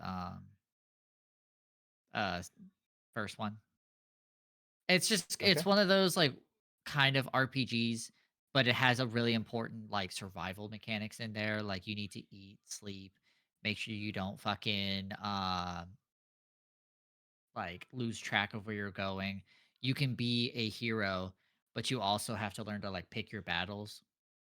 You're just gotcha. human. You're not the hero. Right. You don't have any like magical abilities or anything. Not to start with. Or I don't even know if you get magic later. But it's basically like you start off as a farmer Hmm. and you decided I want to be a hero. And from there it's just eat, sleep, gather, try to do quests to help people find the biggest monsters and kill them. That And old then you can have chestnut. a friend too in the first one. So Cool. Let's see. We got Rhythm Heaven Groove. which I'm excited for. This is also going to be. Is this Switch and Switch 2? Just says Nintendo. Says Nintendo. I I think this might be both Switch and Switch 2. That'd be Um, nice. Really enjoy Rhythm Heaven. cool. So that's one to look out for. Ha-da-da-da-da-da-do. Whoa, you go, big guy. Uh huh. Oh, is Stupid Never Dies the zombie one? This was I think this was at the Game Awards maybe. This is like it had they had like a 2000s pop punk music video kind of energy to it in the trailer, which I was all about. Yeah. So, So action RPG, single yeah. player. I mean, cool. I mean, it looks Yeah, like it could be cool. It it looks looks cute. fun. Wait, who's develop I think this is a new studio, right? GP Track 50? I don't know that one. I think they're new. Yeah, it's a zombie hack and slash ARPG. And you want to bring this probably hot girl back to life. Well, I think the guy's the zombie and the Yeah, girl's but I just think it like, said save a girl from Frozen oh, gotcha. or from being I frozen or I whatever. think it's I don't know if there's any inspiration to that one movie where there's like that like a zombie boyfriend. There's a movie with a zombie boyfriend. I can't remember what it's called. I thought you were gonna say something like Lollipop Chainsaw or It has Lollipop Chainsaw vibes. Yeah, oh, what's the other one? I don't remember right now. Dead I Rising. see also my brain's gonna lose it. But I did see was it Kusan City of Wolves? I guess if you're Uh, into what are those kinds of games? Um 2D hack and slash. you can look at Mr. you Shifty, know I think is one. that is probably one as well. I'm Yeah. trying to think of the other one. You wear like the masks and you die constantly and you have to like go through it and you're like it's a really Mm. weird like 80s story. Like Uh, clearly I'm somewhat blanking. with I'm blanking on psychological. it too. Yeah. Is it But you Hotline do know what I'm Miami? talking. Yeah, there we go. Yeah, Hotline yeah, Miami. It's yeah, giving yeah, me yeah. strong Hotline Miami vibe, but Yeah, it looks add like in that kind of game. cyberpunk. And with So like I don't know, something I might keep my eye there's a open on. dog with a blazer and Shades. sunglasses. Yeah. Yeah. Um, is Densha Attack the one with the train? Yes. Yes, it's like like an on rails Tony Hawk style game, but you play as a train. I mean, that's pretty cool. Yeah, and it's Hey very man, like it's very Japanese inspired. So, as long as we're going 50 miles per hour or more, I think we'll be okay. what else you got? I mean, Gothic Uh, 1 remake. I always heard great things about the first one. Um Outside of that though, I cool. don't really So have a strong opinion. I now hope it's it for goes me. good. Action Yeah. RPG exploration. Publisher THQ Nordic. Cool. I was gonna open The Adventures of Elliot. This is from I think from the same team that does Octopath Traveler, but this is an action JRPG. Oh. So I might actually care. I know, that's what I'm saying. I'm like, I love the look of Octopath Traveler, but I'm like, it's not my type of game. And then like, okay, well, how about an action game? And I'm like, okay, you have my You interest. got my attention. So this looks really cool. I'm looking forward to Adventures of Yeah, um I mean that's something I'll keep my eye open up for. Control Resonant, which I've Still need to heard play the is first Resident. described as Control but outside. Honestly, from just the pictures, yeah, it looks like it. Yeah. I Combat and mean, everything look cool from the trailer. yeah. Yeah, really cool I looking need game. to play Control and Same on my Alan Wake backlog. 2. Same. Yeah. Both are on my I played the backlog. first Alan Wake. Have you played the first one, Alan I Wake? have not. I have not. Both on my backlog, and I'm doing like the voting thing this year right now. So I think I voted on that. I think I remember you doing I that. am doing polls every day. This is like my side thing. I'm not going to get into it in a podcast, but yeah, I'm. Yeah, It's a okay. new poll every day. If you want to vote for a game every day. What's this Thickest Thieves? Feels like that one could be fun. Never mind. This is a PvP. Oh, Super Meat Boy 3D. I Oh yeah. hate Super Meat Boy. Now, do you hate it because, you just can't do it or Yes. Yes. It's okay, not that it's a bad game. It's a very good game. It's a very well done game. I suck at it. And it's okay. I I get understand. frustrated and rage quit with it. However, the 3D one looks like a lot of fun. I cannot wait to hear your opinion on that once it's released. Okay. All right. I will say also, since Yeah. we're on the same row of games, Enter the Gungeon 2. Mhm. Super excited. This is another one of 2D turned into 3D. Oh I yeah, like yeah. bullet That's right. Yeah. hells, but I don't know how I'm going to feel about um Look at this guy. the 3D section. Oh yeah. I don't remember Gatling Hawk, I think his name is. Yeah, like okay. So yeah, he All looks right. like everything looks cool and such. I just don't know how I'm gonna feel about 3D because the 2D is just so beautiful to me. But you know what? I have a lot Okay. of faith. They haven't done Scott Pilgrim. Sorry, I got totally thrown Scott off by that. Pilgrim EX. Oh, are they Is re-releasing this Scott Pilgrim versus the World? let's see. What does it say? Does it say it's a remake? It's been the city has been taken over by three rival gangs: the vegans, the robots, and the demons. But who's behind this madness? When Scott Pilgrim's bandmates are abducted by shadowy forces, a brand new adventure begins. Oh, it's 7 playable characters. This is from Tribute Games Inc. 4-player co-op. So Woo! this looks like a new game then, right? Yep. Brand new. Okay. With a new Brand new story too. Scott Pilgrim game. And there's 7 playable characters. That's kind of cool. Let's Um, see. I'm looking at. I like how we're Yes. starting to get into ones where I'm looking a lot into them. I have 2 right away at least. One is just because I'm curious because it caught my attention. Mudang 2 Hearts. I think I remember the trailer for this one. Narrative driven third person action adventure. Yeah. So, I don't think this one hooked me from the trailer. This is from EVR Studios. oh, I Um, remember this one now. in the unified Korea, mass terrorists strike at the heart of Seoul. Um, wait, what? Hold on. G Ji G Shante, a yeah, soldier soldiers. sent in to stop the attack, stumbles upon a K-pop star named Gavi at the center of the unfolding crisis. Okay, Okay. there you I mean, hey, like I said, this might be one that could be really fun. At least for me to like do on a stream. go. What was the other one you said? This one is Star Wars Zero Company. It's the next row. I I don't know if I remember this one. I got so hyped the moment that this game got announced because it is XCOM, but Oh, in but Star Star Wars. Wars. Okay, cool. And it's during my favorite era of Star Wars, the Clone Wars. Nice. So, for the big Star Wars nerd over here, this is literally exactly what I would like never expect to happen, but I'm so glad it did. And so many people immediately lost interest. I remember the comments on the side, and everyone's like, "Oh, cool, whatever." And I'm like, "No, fuck, you guys are missing out. This game's going to be so good."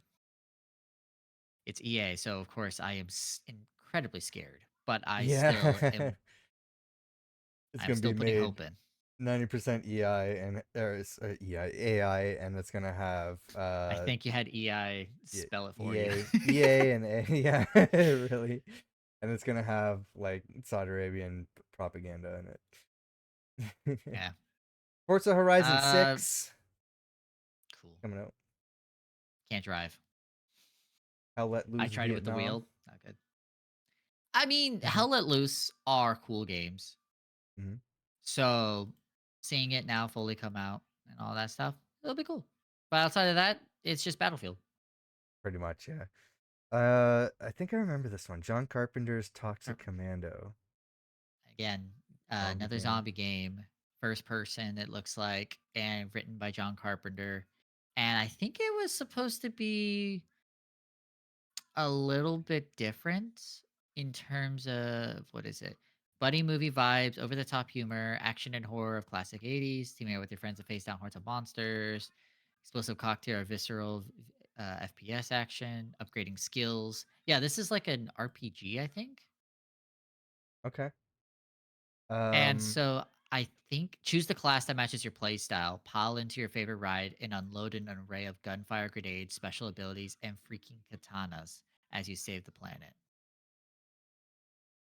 okay. So I Um, think it's an first person RPG 4-player co op. It might be mission based, but I get the feeling it might be a bit more leaning into the RPG side. is it similar to Left 4 Dead? I would hope that they have learned that trying to replicate Left 4 Dead, it is not a good idea. Talking about Back for Blood or Yeah, because Back for Blood. No. Also, it was basically there was like no one on that game anyways who was from like I had actual. I had fun. like maybe Yeah, I had fun with so the little bit of time I played with that game, but yeah. yeah. So Uh, I'm hopeful, but that's it. Cool. Okay. Elder Scrolls 6. Is that announced? I don't know. Or is this a rumor? I won't believe it until I see it. Okay. I don't think this game is announced. Elder Scrolls, I don't know. Games Radar says it's on Games Radar's list, so I don't know. I don't know. It might be into just the wishful thinking. Yeah, I think that's where we're at right now because it says Super Mario Bros. One. Oh no, this is an actual thing. This is like an expansion to Super Mario Brothers Wonder. So it's like an add-on that says meet up at in Bella Bell Park. Basically, they're trying to use the features of the Switch 2. So like the chat and camera functionality does not look good. the Nope. the add-on stuff to me, I'm like, I don't care about any of that stuff. So I don't think I'm gonna be upgrading my game. There's like some like multiplayer stuff here that looks okay, but I feel like the meat and potatoes of this game is the core Mario Wonder game, and just play Yeah. that. Like I don't know if this is gonna be worth an upgrade for all this stuff. Um, Star Wars Galactic Racer. Oh, this is one of the more recently announced ones. This is from developed by Fuse Games and publisher Secret Mode. I think this is from uh ex Burnout developers, I think. Ah, damn. Um Okay. I but love this Burnout games, but but this is a Star Wars racing game in sort of like the style of the Episode Run Racer game from N64. Um so it's a pod racing Star Wars game. I'm like, Looks good. cool. I'll probably look into it because it's Star Wars, but I get the Yeah. feeling I will not buy it. All right. And then Fable. I don't know if Fable comes out this year, I don't believe it. but I hope so. I am itching for a new Fable, man. It's been a long time. That's I pray and I hope, and I have decided to chill. Like Hmm. I don't think that have they shown any. Is this a gameplay trailer? No, it's all cinematic. Yeah, no gameplay, no hype. They need to announce some update for this game if they say it's coming out this year. Fire Emblem Fortune's Weave. Do you play Fire Emblem games? Nope. Me neither. Cool Uh, concept, but it requires Nintendo hardware, which is why I never play them. Resonance, A Plague Tale Legacy. I need to catch up on the Plague Tale games. I love the first one. This They're like four one, now. maybe. I know that Requiem is the second game. That's the next one up on my list. Well, Um, this one is set 15 years before Requiem, apparently. oh, all right, cool. It has more like a puzzle kind of vibe to it, like a Tomb Raider puzzle thing. Cool. Yeah, I mean, cool. Like, it looks like it's a cool game. I don't think it's my kind of game, but it looks cool. It looks like my type of game, so I just need to catch up on the franchise first. Yoshi and the Mysterious Book. This is the newest Yoshi game being released for I think just the Switch 2. I don't remember. Um, but Just Yoshi's says back. launching on Switch 2 in 2026. I know Yoshi. It's got this interesting coloring book kind of art style, and then also things I think things from the book come to life, or you jump into the book. One of the two things. Could be both. Yeah, could be, could be. Um, I'm I know the too tired to do the past high pitch. I know the past Yoshi games haven't like released a great reviews, so um Come oh, on, Yoshi. this game looks cool, just the art style, but also Chrono Script. gameplay looks cool too. So, Oh, that is absolutely beautiful. another Metroidvania, but it's Boy, do you know gorgeous how to sniff them artwork. out. Yeah, I know. It is. This definitely stands out for sure. No, this one definitely. Art style alone makes it Yeah. absolutely beautiful. I think it's all hand drawn. I can't remember what they said, but um I don't know the developer or publisher of this. Deskworks Inc. is the developer. Uh, Oh, here Shu we go. Shueisha Games. The protagonist, enemies, backgrounds, and others are all drawn by hand in pen and ink. Each frame of Hmm. animation breathes unsettling life into them. And that's a lot of ink. There's a lot of black in this game. but the colors pop. It's especially like the sort of like the paper like gold and brown. Yeah. It's got like kind of like a golden look to it. It looks beautiful. Like the art Yeah, style is just so oh, I love it. yeah, definitely one watching out for. Prince of Persia: Sands of Time remake. That game's not coming out. I'm sorry. I love Prince of Persia. I've been begging for it for years. I get the feel Yeah. I'll be begging for a few years more.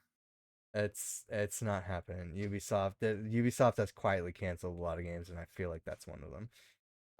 Yep. Onimusha: Way of the Sword. I think this is this a remake too or sequel? Uh, I know it's a like yeah. continuation or it like the PS2 game, right? This is like the first time Yeah. we're seeing And a it's been a follow up to long that. time. Yeah. Yeah. I mean, it looks cool. Like, Yep. on the Musha games, you know exactly what you're getting when you play them. So I'm like, cool. Action RPG. All right. Uh, do you remember this from any of the uh game uh Big walk. showcases that we've seen? I think I do. And I remember being like, cool, whatever. Cause I was like, it felt very, It's a friend I slop guess, game. yeah, that's what I Yeah. was thinking of Friend Swap. And I was like, okay. I'm like, Yeah. it's probably really cool.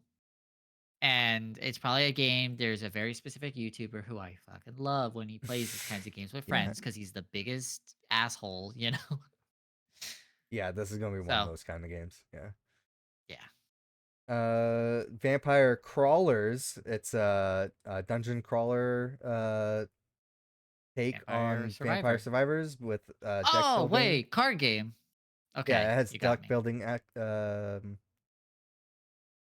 you know, um gameplay Yeah, added to term. it. So I know exactly what I kind of think in game the it's gonna be. trailer they said we tricked people into not thinking this was a uh dungeon crawler game or something. That's fun. Yeah. Uh Ah, Tomb Raider Legacy of Atlantis. This is one of two new Tomb Raider games that were announced at the same time.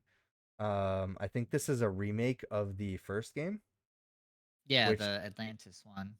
has already been remade. So Okay, good. I'm not crazy. I was like, yeah, I thought this game was already remade. this is the second time it's being remade. Looks good though. And I'm a big It Tomb looks Raider great. fan. And also, like I said earlier, I cannot play the first Tomb Raider game because of the controls. I So don't blame you. yeah. If it makes you So feel any better, I've been playing I think it's 2013 version. yep, yep, that's the Uh, first Tomb Raider anniversary. no, no, no, no. Like it's the one Oh. where she's on the island, Oh and yeah, it's yeah, like the the new last take of reboot. her. Yeah. Yeah, Yeah. gotta admit, game's fun, but I I love really that game. think I think someone just has a thing for putting her through torture. Yeah, that's the thing. I get the reasoning why, this is under new ownership, IP ownership, new publisher, new developer. Actually, no, Yeah, it is still Crystal Dynamics. I should. But That company will never get away. That but is their curse. I understand it's a different age right now where you don't want to follow that same gameplay style. I understand them wanting to do something different, go back to the Yeah, beginning. So totally get it. I respect it. Yep. I was like, cool. Um, we got Ace Combat 8. I'm not a flight sim guy. Nope. We got Halo Combat Evolved. Again, the second remake of the first game of the series. Yep. With possible AI, I think also was Yeah, a I think worry. so, yeah. No multiplayer. Uh, a lot of changes Yeah. to So the single player, don't care. like new weapons and sprinting.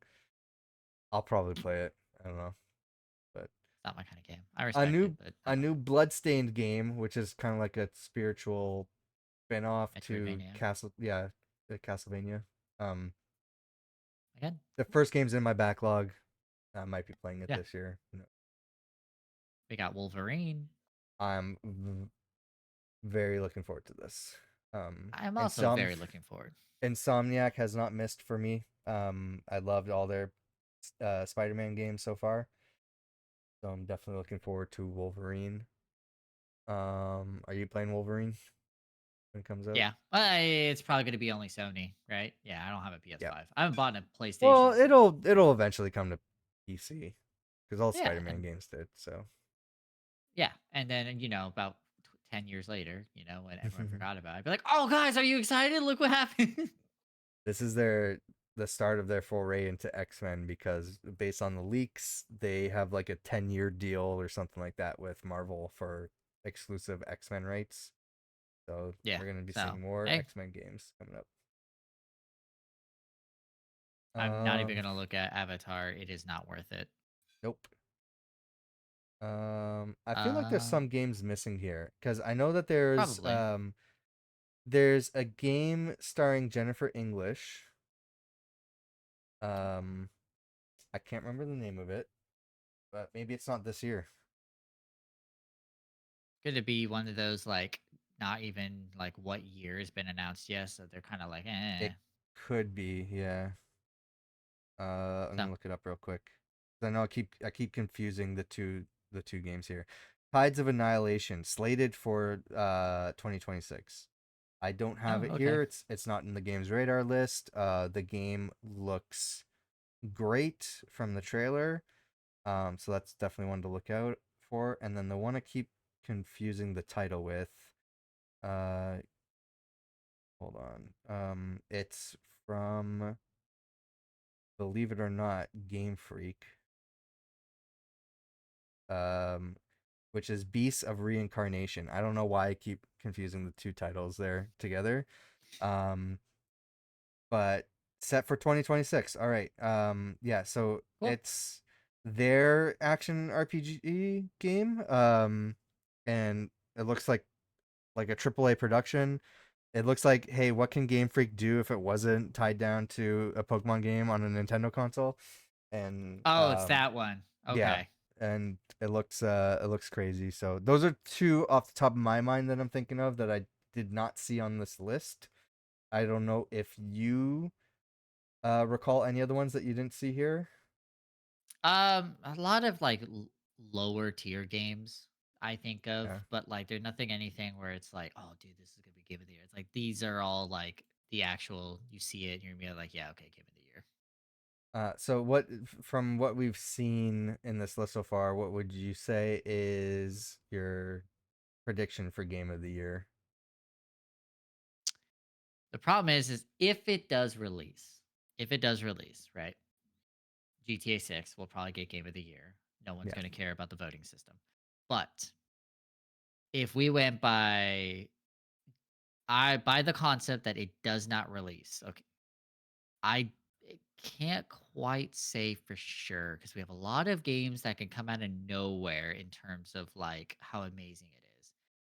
But I get the feeling Resident Evil will win for either music or some sort of sound design, Hmm. or maybe even something with lighting or whatever. And then what was the other one that I thought was going to sneak something in here? What was it? I think Pragmata, I think Pragmata, yeah. might slip. Pragmata It could. might slip something into. Do I think they're gonna win Game of the Year?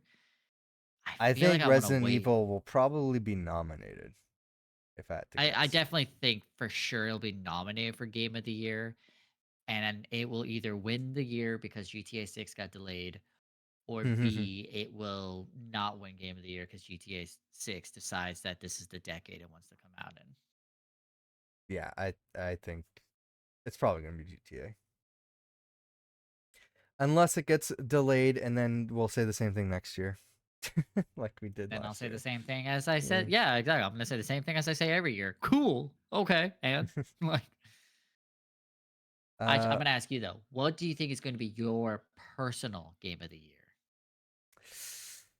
that's a good question. Um what is the game I'm most hyped for? Don't even know. I'm very interested in Pragmata. Um Here's the thing though. I'm not like playing games as soon as they're released. I will say probably the most hyped thing right now is Reanimal because I'm very much looking forward to playing that co-op with Court. and I love the Mm. previous Little Nightmares games. Um, Other than that, I don't think there's anything one particular game that's like screaming out to me over the others. Other than GTA, but um maybe I'm very curious about The Adventures of Elliot because it's the art style I really like of Octopath Traveler, but in a gameplay style that is really more catered towards me. So I feel like maybe that Yeah. will hook me, and that could potentially be a game of the year um, possibility, like a personal one. Oh, I totally missed one, and now I'm sad about it. Oh well. I'm just gonna throw this one out there really, really quick. For anyone who plays The Long Dark, supposedly this year we're gonna get The Long Dark 2 Black Mm. Frost. Okay. It'll be it'll have it's introducing co-op as well, so that'll be cool. Oh, you know what? I feel like I'm completely wrong here. I think there could be like a tie here with if Fable is released and it's good, then that could be like my personal um Wolverine because the Spider-Man games were, and then Tomb Raider just because I loved all the previous other Tomb Raiders. So any one of those, I don't know which Yeah. one though, because it's close to it's too close to say, but any one of those could be my personal. Yeah. So I guess we're only, a week into the new year, so I guess we'll find out in like 2 to 3 weeks how we feel later. Yeah. And we're gonna have like game announcements. Nintendo likes to announce Yeah. like keep things a secret until they're ready to announce it and it's like close to release. So um Which I prefer. Don't yeah. give me a game where don't give me the cyberpunk treatment. Don't give me the fucking The 10 surprises are seconds. fun. Yeah. Yeah. What sucks is if we do the game critic thing, we gotta we gotta be aware of last minute game announcements and whether we want to spend that money towards the bids on that game. Yeah, exactly. Yeah. Uh Well, I think that's it. I think we can wrap up here because we spent a long time looking at the games of 2026. So let us know what you're most looking forward to in the comments down below. What do you think is going to be game of the year, and whether that's GTA 6 or not. Um, and hopefully we'll do more of these episodes throughout the year. Thanks for joining me, Icy. Of course, always happy to see you and to, you know, talk about whatever it is that we're in the mood to talk about. Yeah, we're gonna end it there. Thanks for watching, and we'll see you next time. Bye, guys.